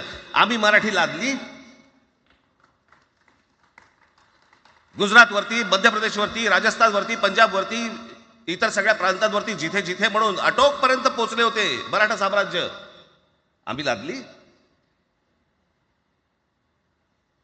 अरे हिंदी भाषा आहे 200 वर्षापूर्वीची भाषा आहे, महाराजांच्या काळात पण नव्हती.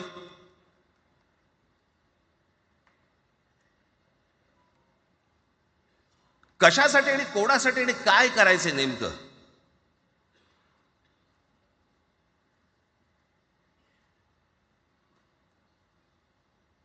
यांनी फक्त चाचपडून पाहिलं, चाचपडून. मुंबई स्वतंत्र करता येते का याच्यासाठी अगोदर जरा थोडंसं भाषेला डिवचून बघू. महाराष्ट्र शांत राहिला तर पुढे ते पाऊल टाकू.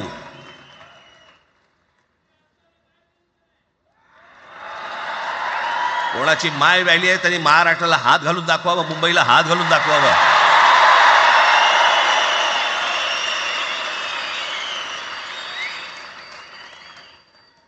त्या मजाक वाटला काय?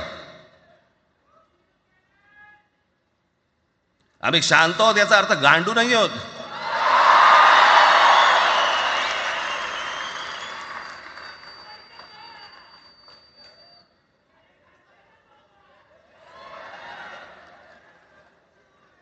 काही अंगावरती लादायचा प्रयत्न करतात आणि मग आता माघार घेतली ना,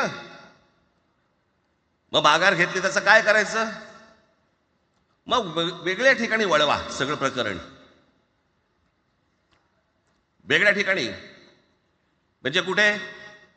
ठाकरेंची मुलं इंग्रजी मीडियम मध्ये शिकली, बरं मग पुढे? म्हणजे दादा भुसे मराठी मीडियम मध्ये शिकून शिक्षण मंत्री झाले, देवेंद्र फडणवीस इंग्रजी मीडियम मध्ये शिकून मुख्यमंत्री झाले. कुठे काय शिकले याचा काय संबंध?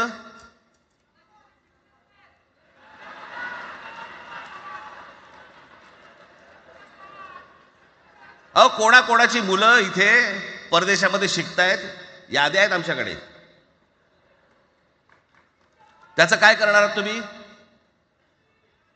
आणि त्याच्यातल्या त्याच्यात मंत्रिमंडळातल्या एक एक मंत्र्याचं हिंदी आहे का? फेफरं येईल, फेफरं.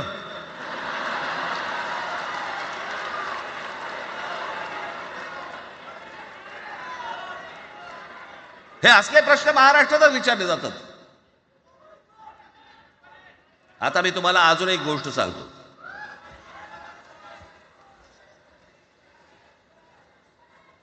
आम्ही मराठी मीडियम मध्ये शिकलो, हो शिकलो. आमची मुलं इंग्रजी मीडियम मध्ये शिकली, हो शिकली. मग याच्यावरती तुम्ही प्रश्न काय उपस्थित केला? ह्यांना मराठीचा पुळका कसा? हे इंग्रजी मीडियम मध्ये टाकतात. बरं, सन्माननीय माननीय बाळासाहेब ठाकरे आणि माझे वडील श्रीकांत ठाकरे हे इंग्रजी मीडियम मध्ये शिकलेले आहेत. या दोघांवरती तुम्ही मराठीबद्दल शंका घेऊ शकता का?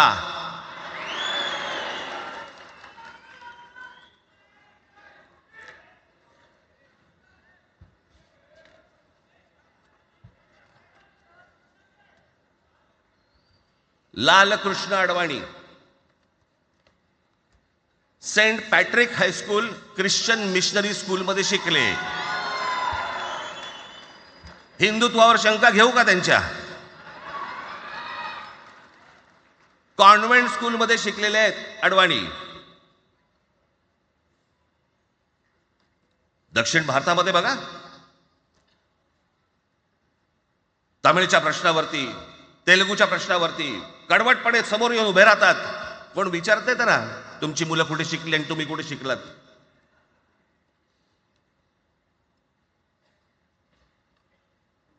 उद्या मी हिब्रू भाषेत शिकीन आणि मराठीपणाचा कडवट अभिमान बाळगीन. काय प्रॉब्लेम आहे?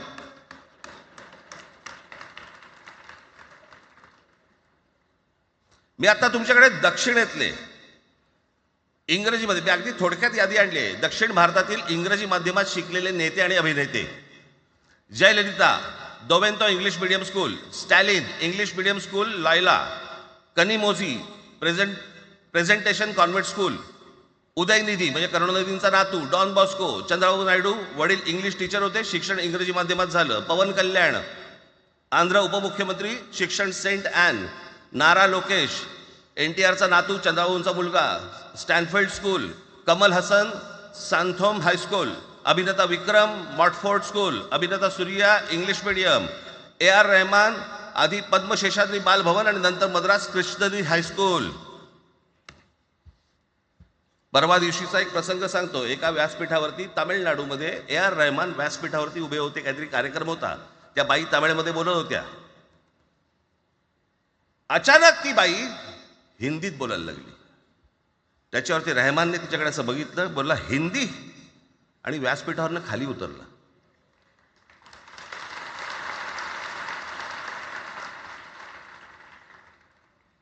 तुमचा कडवटपणा हे तुम्ही शिक्षण कुठे घेतले याच्यावरती नसतो. तो कडवटपणा तुमच्या आतमध्ये असावा लागतो.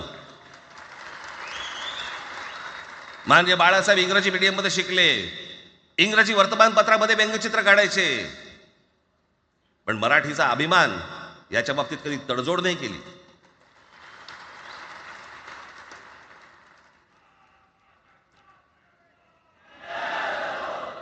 म्हणे एक भाषा म्हणे सगळ्यांनाच बांधून ठेवते. कुठची एक भाषा? आजपर्यंत काय वाकडं झालं? म्हणजे आपल्या संरक्षण खात्यामध्ये घ्या. आपल्या संरक्षण खात्यामध्ये जेवढी रेजिमेंट्स आहेत, मी फक्त तुम्हाला नावं वाचून दाखवतो. मद्रास रेजिमेंट आहे, राजपुताना रायफल्स आहे, राजपूत रेजिमेंट आहे, डोगरा रेजिमेंट आहे, सीख रेजिमेंट आहे, जाट रेजिमेंट आहे, पॅराशूट रेजिमेंट आहे, पंजाब रेजिमेंट आहे, ग्रेनेडियर्स आहेत, सीख लाईट इन्फंट्री आहे, मराठा लाईट इन्फंट्री आहे, गढवाल रायफल्स आहे, कुमाऊं रेजिमेंट आहे, आसाम रेजिमेंट आहे, बिहार रेजिमेंट आहे, महार रेजिमेंट आहे, जम्मू काश्मीर रायफल्स आहे, जम्मू आणि काश्मीर लाईट इन्फंट्री आहे, नागा रेजिमेंट आहे, गोरखा रायफल्स आहे, गोरखा रायफल्स आहे, त्याच्यानंतर तुमचं लडाख स्काउट्स आहे, अरुणाचल स्काउट्स आहे, सिक्कीम स्काउट्स आहे. इतक्या राज्यांच्या आज आपल्या संरक्षण खात्यामध्ये लोक आहेत आणि इतक्या रेजिमेंट्स आहेत. शत्रू दिसला की एकत्र तुटून पडतात ना. भाषेचा प्रश्न येतो कुठे?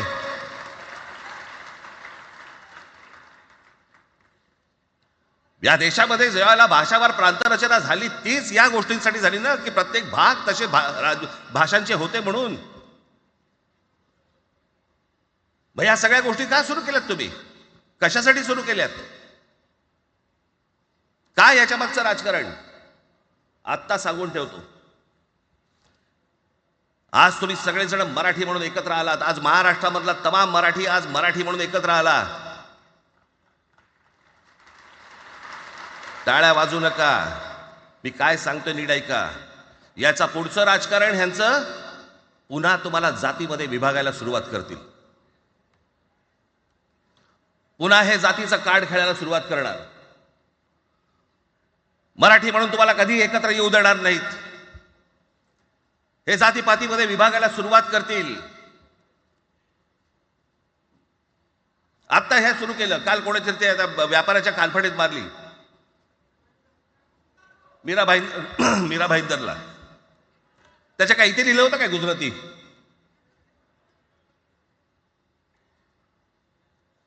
पण एवढंही आपल्याकडे काही जे चॅनलमध्ये, मराठी नाहीत इतर चॅनलमध्ये, हिंदी आणि याच्यात गुजराती माणसाला मारला. कुठच्या गुजराती माणसाला मारला? बाचाबाचीमध्ये समोरचा गुजराती निघाला, इकडचा मराठी निघाला. त्याच्यामध्ये काय गुजरात्यानं मारलं का? केवढे व्यापारी आहेत. अजून तर काहीच केलेलं नाही.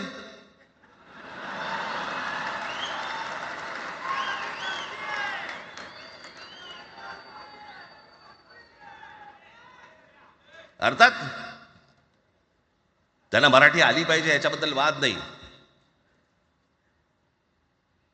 विनाकारण उठसूट काही मारामारी करायची गरज नाही आणि मारायची गरज नाही. पण जर जास्ती नाटकं केली तर कानाखाली आवाज काढलाच पाहिजे तुम्ही. पण चूक त्यांची असली पाहिजे. आणि एका गोष्टीचं लक्षात ठेवा, अशी कधी गोष्ट कराल त्याचे व्हिडिओ काढू नका.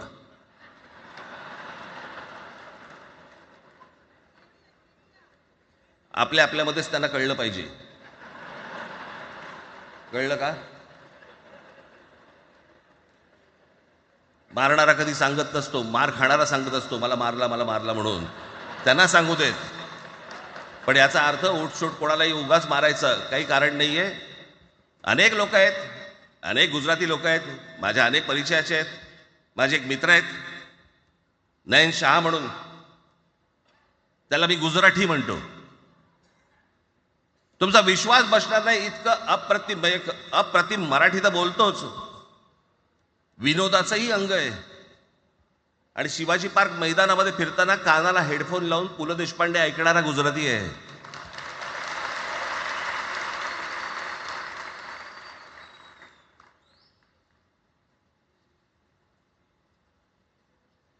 मी मगाशी तुम्हाला सांगितलं की हे मराठीचं बाळकडू, आमच्यासाठी ते बाळकडूच होतं.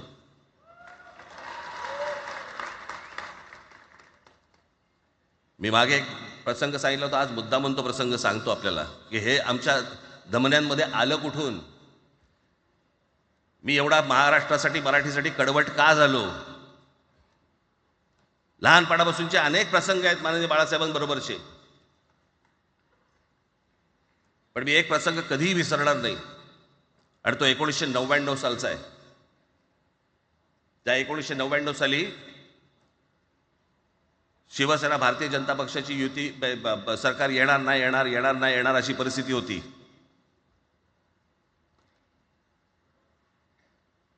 पवार साहेब त्यावेळेला त्यांनी राष्ट्रवादी काँग्रेस पक्ष स्थापन केला होता. वेगवेगळे लढले होते. आणि मग सगळ्या त्या वादामध्ये, शिवसेना भारतीय जनता पक्षाच्या त्या वादामध्ये काहीच होईना. दिवसामागून दिवस चाललेत, परंतु काही होईना.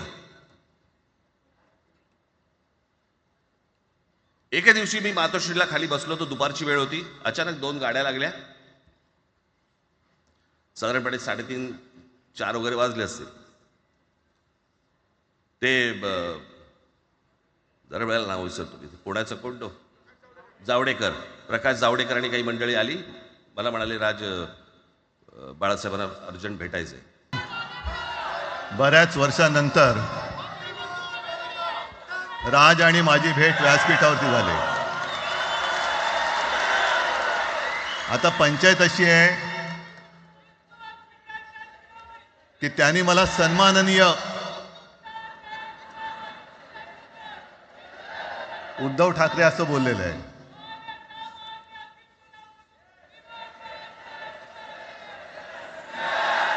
ठीक आहे.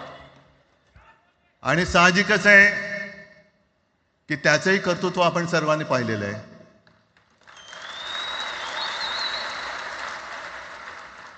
म्हणून माझ्या भाषणाची सुरुवात करताना सन्माननीय राज ठाकरे आणि जमलेल्या माझ्या तमाम मराठी हिंदू बांधवांनो, भगिनींनो आणि मातांनो,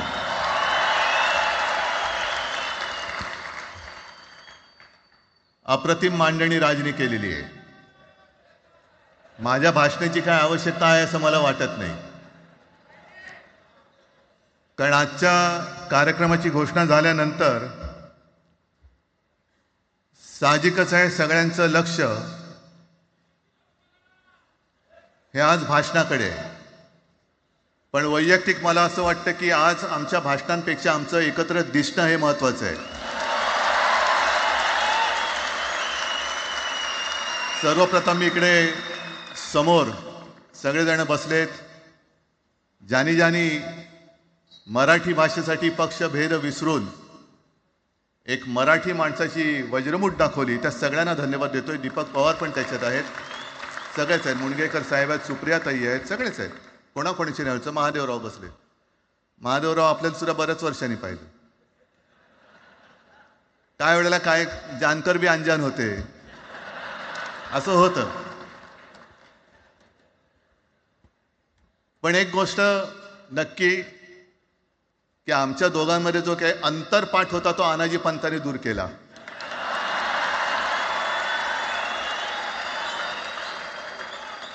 आता अक्षता टाकण्याची काय तुमच्याकडनं अपेक्षा नाहीये. एकत्र आलोय एकत्र राहण्यासाठी.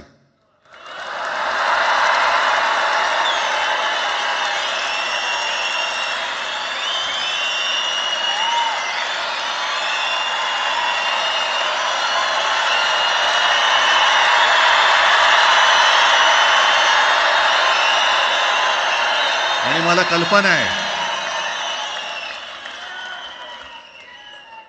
आज मला कल्पना आहे की अनेक बुवा महाराज हे बिझी आहेत.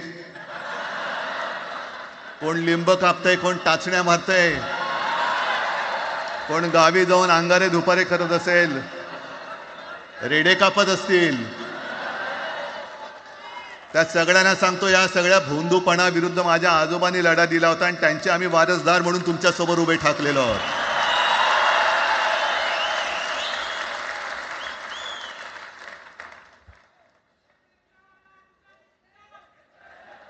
नाही, हे सगळं आपणच करून ठेवलेलं आहे.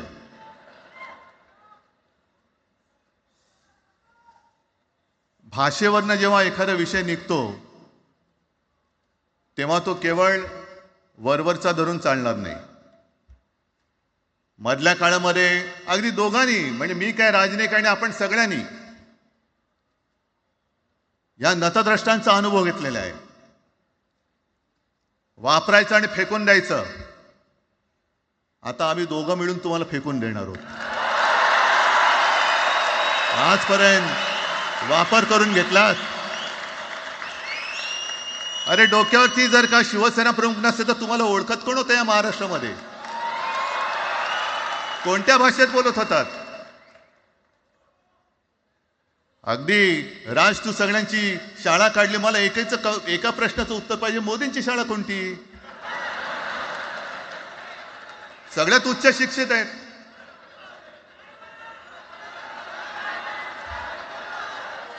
पण हे जे काय यांची मध्यंतर मी बोललो ना, भाजप ही अफवांची फॅक्टरी आहे. मधल्या काळात त्यांनी सुरू केलं होतं, उद्धव ठाकरेने हिंदुत्व सोडलं.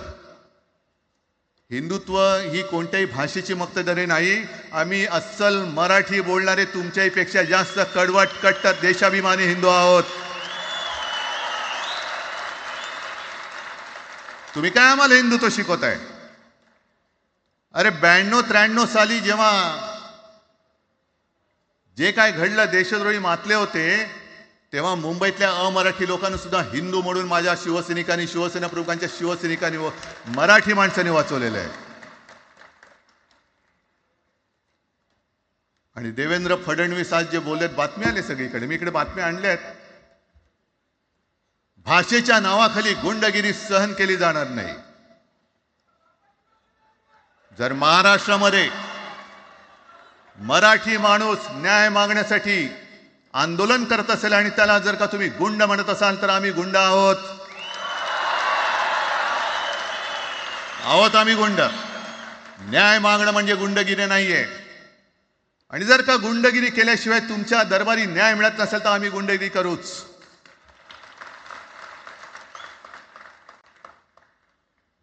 पण हे सगळे राजकीय वाडगे, देवेंद्र फडणवीसांची आजचं वक्तव्य म्हणजे मला संयुक्त महाराष्ट्र चळवळीच्या वेळेला सखा पाटलांनी केलेलं एक वक्तव्य आठवते. हे असेच तेव्हाचे, म्हणजे जो दिल्लीत बसतो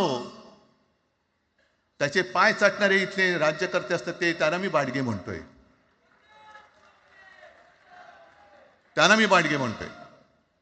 कारण संयुक्त महाराष्ट्र चळवळीमध्ये मुंबई आपल्याला आपण मिळवली. आपण म्हणजे आपण मराठी माणसांनी. तेव्हाही तत्कालीन जे सत्ताधारी होते, हो अगदी काँग्रेस होतीच ना तेव्हा सत्तेवर, मुंबई मराठी माणसाला द्यायला तयार नव्हती. आणि तेव्हा सुद्धा एक मराठी माणूस, म्हणजे आज जे बोलतात ना आम्ही मराठी नाहीत का, अरे तुम्ही नुसतं नावाने मराठी आहात, तुमच्या अंगात मराठी रक्त आहे की नाही आता तपासावं लागेल. आणि सखा पाटील बोलले होते, यावच चंद्र दिवा करो, मुंबई महाराष्ट्राला मिळणार नाही. कशी नाही मिळत, झुकवलं वाकवलं, गुडघ्यावरती आणलं मराठी माणसानी. आणि मुंबई आपल्या हक्काची, तुम्ही आता जी घोषणा घेतली ना, दिली ना, ती मुंबई आपल्या हक्काची आपण लढून आपण मिळून घेतली.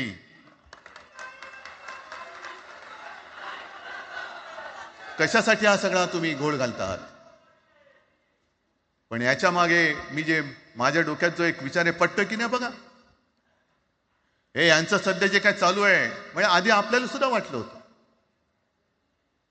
कारण तेव्हा काश्मीरमध्ये 370 कलम होतं, ते हटवण्यासाठी शिवसेनेने पाठिंबा दिला. आणि तेव्हा यांनी घोषणा दिली होती, एक निशाण, एक प्रधान, एक विधान. बरोबर आहे, देश एक असला पाहिजे, संविधान एक असला पाहिजे, निशाण सुद्धा एकच, तो आपला तिरंगा असला पाहिजे. भाजपचं भांडी पुसायचं फडकं असता कामा नये. ते फडकं म्हणजे आमचा राष्ट्रध्वज नाहीये, पण ते सगळं चाललंय एक एक एक एक. त्याच्यानंतर आता नवीन एक तुमनं काढलं, 1 नेशन 1 इलेक्शन. म्हणजे हळुवारपणाने हे सगळं काही एक एक एक करत, हिंदी, हिंदू, हिंदुस्तान, हिंदू आणि हिंदुस्तान मान्य आहे, पण हिंदीची सक्ती आम्हाला मान्य नाही. तुम्ही कितीही कमिट्या करा, हिंदीची सक्ती तुमचे 7 पिढ्या उतरल्या तरी आम्ही लावू देत नाही.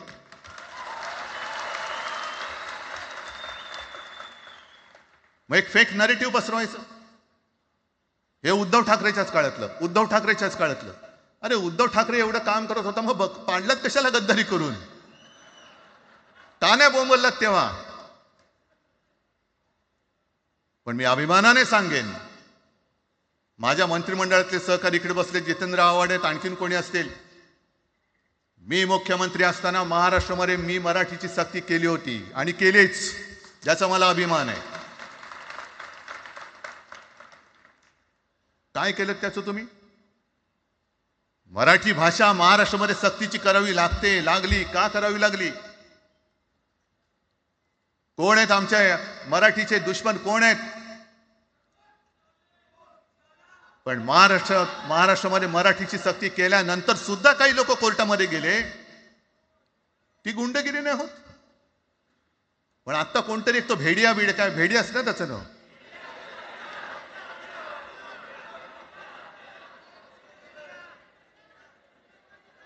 ही यांची सगळी पिलावळ आहे.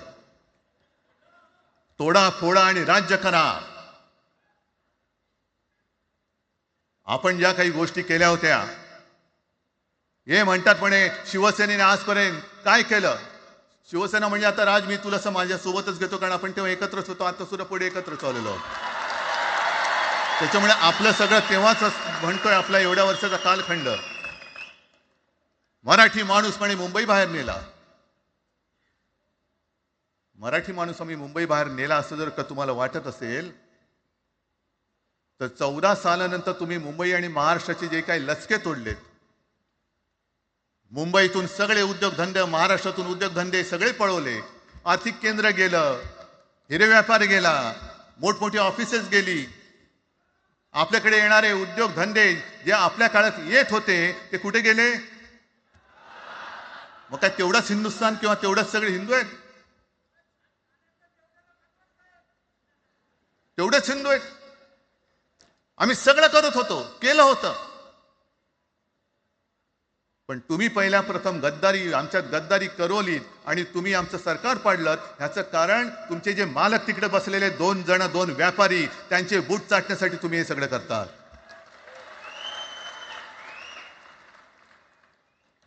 हे इतक्या वर्षाचं सगळं सहन करत करत करत आपण आलो. आपल्या डोळ्यात देखत सगळे लचके तोडले जात आहेत.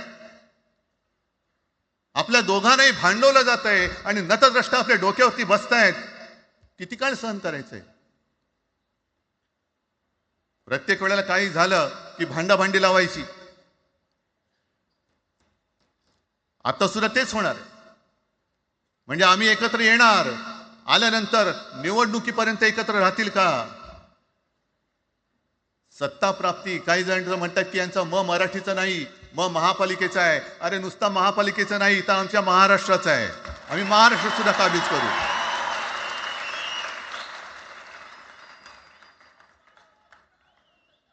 आज तर निवडणुका नाही आहेत.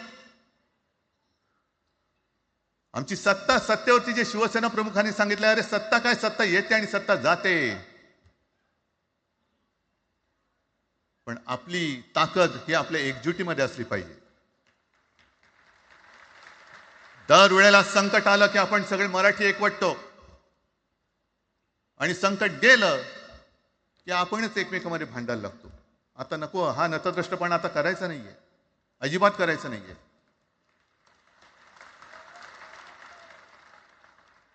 कारण गेल्या विधानसभेत त्यांनी जे काय केलं, बटेंगे तो कटेंगे. आपल्याला काय वाटलं होतं की हिंदू मुसलमानांमध्ये करतायत. हिंदू मुसलमान तर केलंच, पण त्यांनी खास करून केलं ते मराठेतरमध्ये केलं. म्हणजे यांची नीती आहे ती अशीच आहे जे गुजरातमध्ये त्यांनी केलं.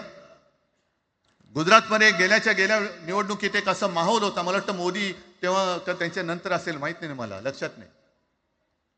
वातावरण असं पेटलं होतं गुजरातमध्ये की बस आता पटेल यांना आपटेल. पण त्यांनी काय केलं बरोबर, पटेलांना भडकवलं, पटेलांना वेगळं केलं आणि पटेल तर सगळं एकत्र केलं. हरियाणामध्ये पण तेच केलं. जाट लोकांना भडकवलं, जाट लोक एकत्र झाले, त्यानं वेगळं केलं आणि जाटे तर सगळा जो काही समाज होता तो एकत्र करून तिकडे सत्ता प्राप्त केली. महाराष्ट्रामध्ये तेच केलं. मराठ्यांना उचकवलं आणि मराठी तर सगळा एकत्र केला. बटेंगे तो कटेंगे ही भीती त्यांच्यामध्ये निर्माण केली की बघा ते एकत्र झालेत, तुम्ही जर का फुटलात तर ते तुमच्या डोक्यावर बसतील. झाले एकत्र. मराठी माणूस मराठी माणसाची भांडला आणि दिल्लीचे गुलाम आपल्या डोक्यावरती राज्य करायला लागले. आणि आपण त्यांच्या पालख्या व्हायच्या. नुसते पालख्यांचे भय होणार की तुम्ही कधीतरी आपल्या माय मराठीला पालखीमध्ये सन्मानाने बसवणार आहात. बस झालं, आता यांची जोखड फेकून दिली पाहिजे. एकमेकांमध्ये भांडून त्यांचे जे काही डाव आहेत ते करत असतात. मी पेपरमध्ये बघितलं, काल बघितलं, आज बघितलं. आमचे पंतप्रधान जगभर फिरतायत. काय तो मोठा पट्टा घातलाय, स्टार ऑफ घाना. कुठे आला घाना देश? इकडे घाण आणि तिकडे घाना, स्टार ऑफ घाना. पण एका बाजूला मोदींचा फोटो आणि दुसऱ्या बाजूला माझ्या महाराष्ट्रामधला शेतकरी कर्जबाजारी झालाय, त्याला बैल सुद्धा तर पोचत नाही, बैल मिळत नाही, म्हणून त्या नांगराचं जोखड घेऊन तो शेती करतोय. मग एका बाजूला हा शेतकरी, त्याच्या खांद्यावरती गळ्यामध्ये ते नांगराचं जोखड आहे आणि तिकडे आमचे पंतप्रधान स्टार ऑफ घाना. लाज वाटली पाहिजे, लाज, खरोखर लाज वाटली पाहिजे. आणि आजच पेपरमध्ये बातमी आले, 2 बातम्या आल्या की लाडक्या बहिणीचं पोर्टल आता बंद, नव्याने नोंदणी होणार नाही, बसा बोंबलत आता. आणि त्याही पेक्षा सगळ्यात भयानक गोष्ट म्हणजे संपूर्ण देशामध्ये सगळ्यात जास्त कर्जबाजारी शेतकरी कुठे असतील तर ते आपल्या महाराष्ट्रामध्ये आहेत. महाराष्ट्र आता थांबणार नाही, कर्ज काढतच राहणार. आणि ही यांची जी काही खेळी आहे, आपापसात भांडवायचं. मी एक साधी गोष्ट केली होती, जितेंद्र तुम्हाला माहिती असेल, आपण तिकडे चौपाटीला, जिकडे बिर्ला मातोश्री का बिर्ला क्रीडा केंद्र काय आहे, मराठी रंगभूमीचं दालन, मराठी रंगभूमीचा इतिहास सांगणारं दालन, त्याची निर्मिती करण्याचे सगळे आदेश वगैरे राज्यात सगळं झालं. आराखडा मंजूर केला मी. आणि 2-3 महिन्यापूर्वी बातमी आली की तो आराखडा यांनी केराच्या टोपलीत टाकला, ती जागा यांच्या मालकाच्या मित्राच्या घशात टाकतात. हा मराठीचा तुमचा अभिमान? मराठी भाषा भवनाची त्याचं भूमिपूजन मी केलं होतं. माझ्या सोबत अजित पवार होते उपमुख्यमंत्री. कुठे गेलं मराठी भाषा भवन? कुठे गेलं मराठी भूमीचं रंगभूमीचं दालन? का तुम्ही आमची मराठी मारतात? का तुम्ही आमच्यावरती सक्ती करत आहात? अनेकदा सांगितलं की आम्ही कोणत्याही भाषेच्या विरोधात नाही आहोत, पण जर आमच्यावरती सक्ती करण्याचा प्रयत्न केला तर आमची शक्ती काय ती एकदा तुम्हाला अशी दाखवू की पुन्हा तुम्ही कधी डोकं वर नाही काढणार, पुन्हा डोकं वर काढणार नाही. या सगळ्या गोष्टींकडे आपण आज एकत्र आलेलो आहोत. पुन्हा आपल्यामध्ये काड्या घालण्याचे उद्योग होतील, कारण त्यांचा धंदाच तो आहे. एकतर कुठे मी नेहमी सांगतो, कोणाच्याही लग्नामध्ये भाजपवाल्यानं बोलवू नका. येतील मस्त श्रीखंड बासुंदी पोळ्या बिळ्या खातील आणि त्याला नवरा बायको भांडण लावून दुसऱ्या लग्नात जेवायला जातील. बरं एवढं केलं तरी बरं, नाही तर त्या पोरीलाच पळून घेऊन जातील, कारण ह्यांचं स्वतःच असं काहीच नाहीये. कोणत्याही लढ्यामध्ये कधीही भाजपा नव्हता. अगदी संयुक्त महाराष्ट्राच्या चळवळीमध्ये सुद्धा भाजप हा सगळ्यात शेवटी आला आणि 57ची निवडणूक झाल्यानंतर सगळ्यात पहिल्यांदा बाहेर पडला. हे जनसंघ, तेव्हा त्यांचा जो राजकीय नाव होतं जनसंघ, यांच्याकडनं आम्ही देशाभिमान शिकायचा, यांच्याकडनं आम्ही महाराष्ट्राचा अभिमान शिकायचा. आणि आम्ही आपापसात भांडून ह्यांना सगळं काही बहाल करून टाकायचं, या सगळं विकून टाका, सगळा सत्यानाश करून टाका. अरे आपली मुंबईच्या शिंदड्या उडवल्या जात आहेत. अख्खी मुंबई कोणाच्या कशात घालतायत? कोणाच्या? बघत बसायचं सगळं. म्हणजे आज सगळ्यात जास्त जर कोणी जमिनीचा मालक मुंबईमध्ये असेल तो यांच्या मालकाचा मित्र आहे, अदानी. कोणाची जागा? कोणी रक्त सांडलं? कोणी रक्त सांडलं? कोणी ते हुतात्मा स्मारकाला वंदन करताना सुद्धा आपल्याला लाज वाटली पाहिजे. अरे त्यांनी तर रक्त सांडलं, बलिदान केलं, पण त्यांनी रक्त सांडून मिळून गेलेली मुंबई जर का आपण राखू शकणार नसू तर आपल्याला लाज वाटली पाहिजे, शरम वाटलं पाहिजे. म्हणून त्या रक्ताची शपथ घेऊन मुंबई आणि मराठीच्या रक्षणासाठी आपल्याला उभं राहायला पाहिजे. ठीक आहे, असतील होते मत, पटली होती, पटले नसतील, पण याच्या पुढे मराठी आणि महाराष्ट्र धर्माचं रक्षण करणं आमचा हनुमान चालीसाला विरोध नाहीये, पण मारुती स्तोत्र आम्हाला का विसरायला लावताय? मारुती स्तोत्र आहे ना, भीमरूपी महारुद्रा. आमचा जय श्रीरामला विरोध नाहीये, पण भेटल्या म्हटल्यानंतर राम राम हे म्हणणारे आम्हीच मराठी. आइए बढ़ते हैं अगली खबर की ओर। गोवा के सीएम ने आषाढ़ी एकादशी पर दी शुभकामनाएं। गोवा के मुख्यमंत्री डॉक्टर प्रमोद सावंत ने आषाढ़ी एकादशी के पावन अवसर पर राज्य के लोगों को शुभकामनाएं दी है। उन्होंने कहा कि इस दिन श्रद्धालु भगवान विठल के दर्शन के लिए मंदिर में आते हैं। सीएम ने मंदिर में शांति और समृद्धि के लिए प्रार्थना की। प्रमोद सावंत ने प्रधानमंत्री नरेंद्र मोदी के विकसित भारत 2047 के सपने को साकार करने के लिए सबको मिलाकर प्रयास करने का आह्वान किया। आषाढ़ी एकादशी के निमित्त मैं पूरे देशवासियों को और गोवा वासियों को बहुत बहुत अभिनंदन हार्दिक शुभेच्छा देता हूं कि प्रति पंढरपुर बोल के कहने वाला हमारे साकली का ये विठल रखुमाई मंदिर हमेशा के लिए आषाढ़ी एकादशी के निमित्त लोगों से भरा हुआ रहता है। आज पूरे गोवा से जिस तरह से वारियाँ पंढरपुर गए हैं उनको भी मैं शुभेच्छा देता हूं, लेकिन जो पंढरपुर वारी लेके न जा सके, ये गोवा के सभी भक्त प्रति पंढरपुर समझने वाले इस विठल मंदिर में आके विठल दर्शन लेते हैं, इसलिए मैं उनका भी बहुत बहुत अभिनंदन करता हूं। आज सुबह मैं मेरे फैमिली के साथ आके विठल रखुमाई का अभिषेक किया, दर्शन लिया और दर्शन लेके इस पूरे गोवा में और पूरे देश में सुख और शांति माननीय मोदी जी के नेतृत्व में विकसित भारत का सपना 2047 ये साकार हो और जो जो विघ्न इस देश पे और गोवा पे आ रहा है उस संकट का विनाश हो। इसी तरह से मैं ये कहलाऊंगा कि फिर एक बार पूरे देशवासियों को इस आषाढ़ी एकादशी के निमित्त बहुत बहुत शुभकामनाएं, हार्दिक शुभेच्छा। बहुत अच्छा काम किया है, फॉरेनर्स को पकड़ा है। जी हाँ, हमेशा की तरह हमारी पुलिस बहुत ही अच्छा काम करती है और इस बार पूरे गोवा में सभी police verification of the tenant इसके अंतर्गत काम करने लगे। तो बहुत सालों से जो टूरिस्ट या फॉरेन टूरिस्ट यहाँ पे रहते थे उनका टेनेंट वेरिफिकेशन के अंतर्गत बिचौलिया पुलिस ने दोनों को पकड़ा है, इसलिए उनका भी मैं पुलिस स्टेशन का अभिनंदन करता हूँ।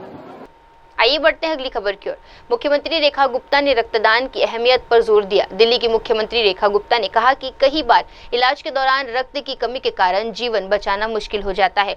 उन्होंने सभी नागरिकों से आग्रह किया कि वे इस रक्तदान अभियान में जुड़े, क्योंकि रक्त की प्रत्येक यूनिट किसी की जान बचा सकती है। इसके साथ ही दिल्ली सरकार जल्द ही एक नया मोबाइल एप्लीकेशन लॉन्च करेगी जो रक्तदानों की निर्देशों से जुड़ा होगा। इस ऐप में दिल्ली में रक्तदान करने वाले इच्छुक लोगों का डेटा होगा। देखिए, जीवन रक्षक मूवमेंट मैं कह सकती हूँ कि ब्लड डोनेट करना और ज़रूरतमंद को खून मिल जाना, और कितनी बार खून ना मिलने के कारण लोगों को जीवन बचाना मुश्किल हो जाता है। तो हम लोग जो मिल करके इस ब्लड डोनेशन की मुहिम में जुड़े और एक एक यूनिट किसी का जीवन बचाने में उपयोगी सिद्ध हो। दिल्ली सरकार आने वाले समय में एक ब्लड डायरेक्टरी, ब्लड डोनर्स की डायरेक्टरी, ऐसा एक पूरा का पूरा अपना ऐप शुरू करेगी जिसमें शहर में जितने भी लोग ब्लड डोनेट करने के इच्छुक हैं उनका डाटा रहेगा, उनके फ़ोन नंबर रहेंगे, किसने आखिरी बार डोनेट किया, कौन अब 3 महीना का समय हो गया तो एलिजिबल है, और क्या उसका ब्लड ग्रुप है, ताकि किसी को भी ज़रूरत हो और वो ऐप पे संपर्क करे तो तुरंत उसको 3 नाम, फ़ोन नंबर जो उसके बिल्कुल नज़दीक के हैं वो नंबर उसको मिल जाए, वो संपर्क करें। ऐसा एक लाइफ सेविंग ऐप हम लोग बनाने की प्रक्रिया में हैं और जल्द वो दिल्ली की जनता को समर्पित की जाएगी।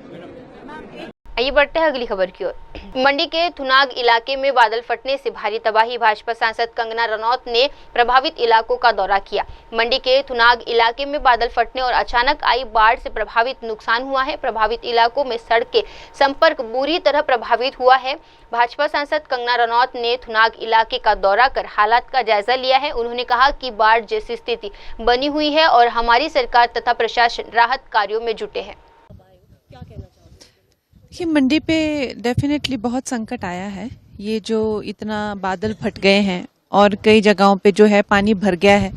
पानी भरने के कारण जो है लोगों में बाढ़ टाइप एक स्थिति आई हुई है। कनेक्टिविटी सारी खत्म हो गई है। खासकर जिस एरिया में सबसे ज़्यादा त्रासदी हुई है, जो सिराज का थुनाग के तरफ के एरिया हैं, तो उनमें जो है कनेक्टिविटी थी नहीं। लेकिन फिर भी हमारा जो प्रशासन है, हमारी जो सरकार है, वो पूरी नज़र बनाए हुए है। ऐसा नहीं होता कि कनेक्टिविटी नहीं है तो हमारा काम जो है वो रुक जाता है। चाहे वो डीसी को लेकर हो, बाकी चाहे स्थानीय अधिकारी हो, उनको लेकर संपर्क बना के रखना, और उनको जो चाहे वो राहत को लेकर, चाहे रिलीफ को लेकर या किसी तरह की और सुविधा को लेकर जो प्रभावित लोग हैं उनसे उनको जो है निर्देश देना, वो सब काम तो हमारा चालू रहता है। लेकिन कनेक्टिविटी का थोड़ा इशू था, तो वो आज जिस तरह से रोड जो है फिर से रिस्टोर किया गया है तो हम अब पहुंच रहे हैं। बाकी ऐसा कुछ नहीं है कि ये जिस तरह से कि हमारा जो है वो काम रुक जाता है। हम इससे पहले भी अभी 2-3 दिन पहले हम इधर किन्नौर में थे और लाहौल स्पीति में थे। 150-200 करोड़ के प्रोजेक्ट जो है वो भारत सरकार ने, प्रधानमंत्री जी ने यहाँ के लिए दिए थे। तो है तो यहीं पे, लेकिन विपक्ष की बातें हैं, अब उन लोगों ने राजनीति करनी है। पर मुझे नहीं लगता कि हमारे जो जनसाधारण है उनको इसी बात की कोई आशंका है कि हमारी जो टीम्स हैं वो हर जगह पहुंची हुई है, और जितने भी हम लोगों ने हर जगह की एक कमेटी बनाई हुई है प्रभावित एरियाज की, जिनके अपने चेयरपर्सन्स हैं। तो इतनी बारीकी में जब काम होता है तो कोई आशंका लोगों को तो नहीं है।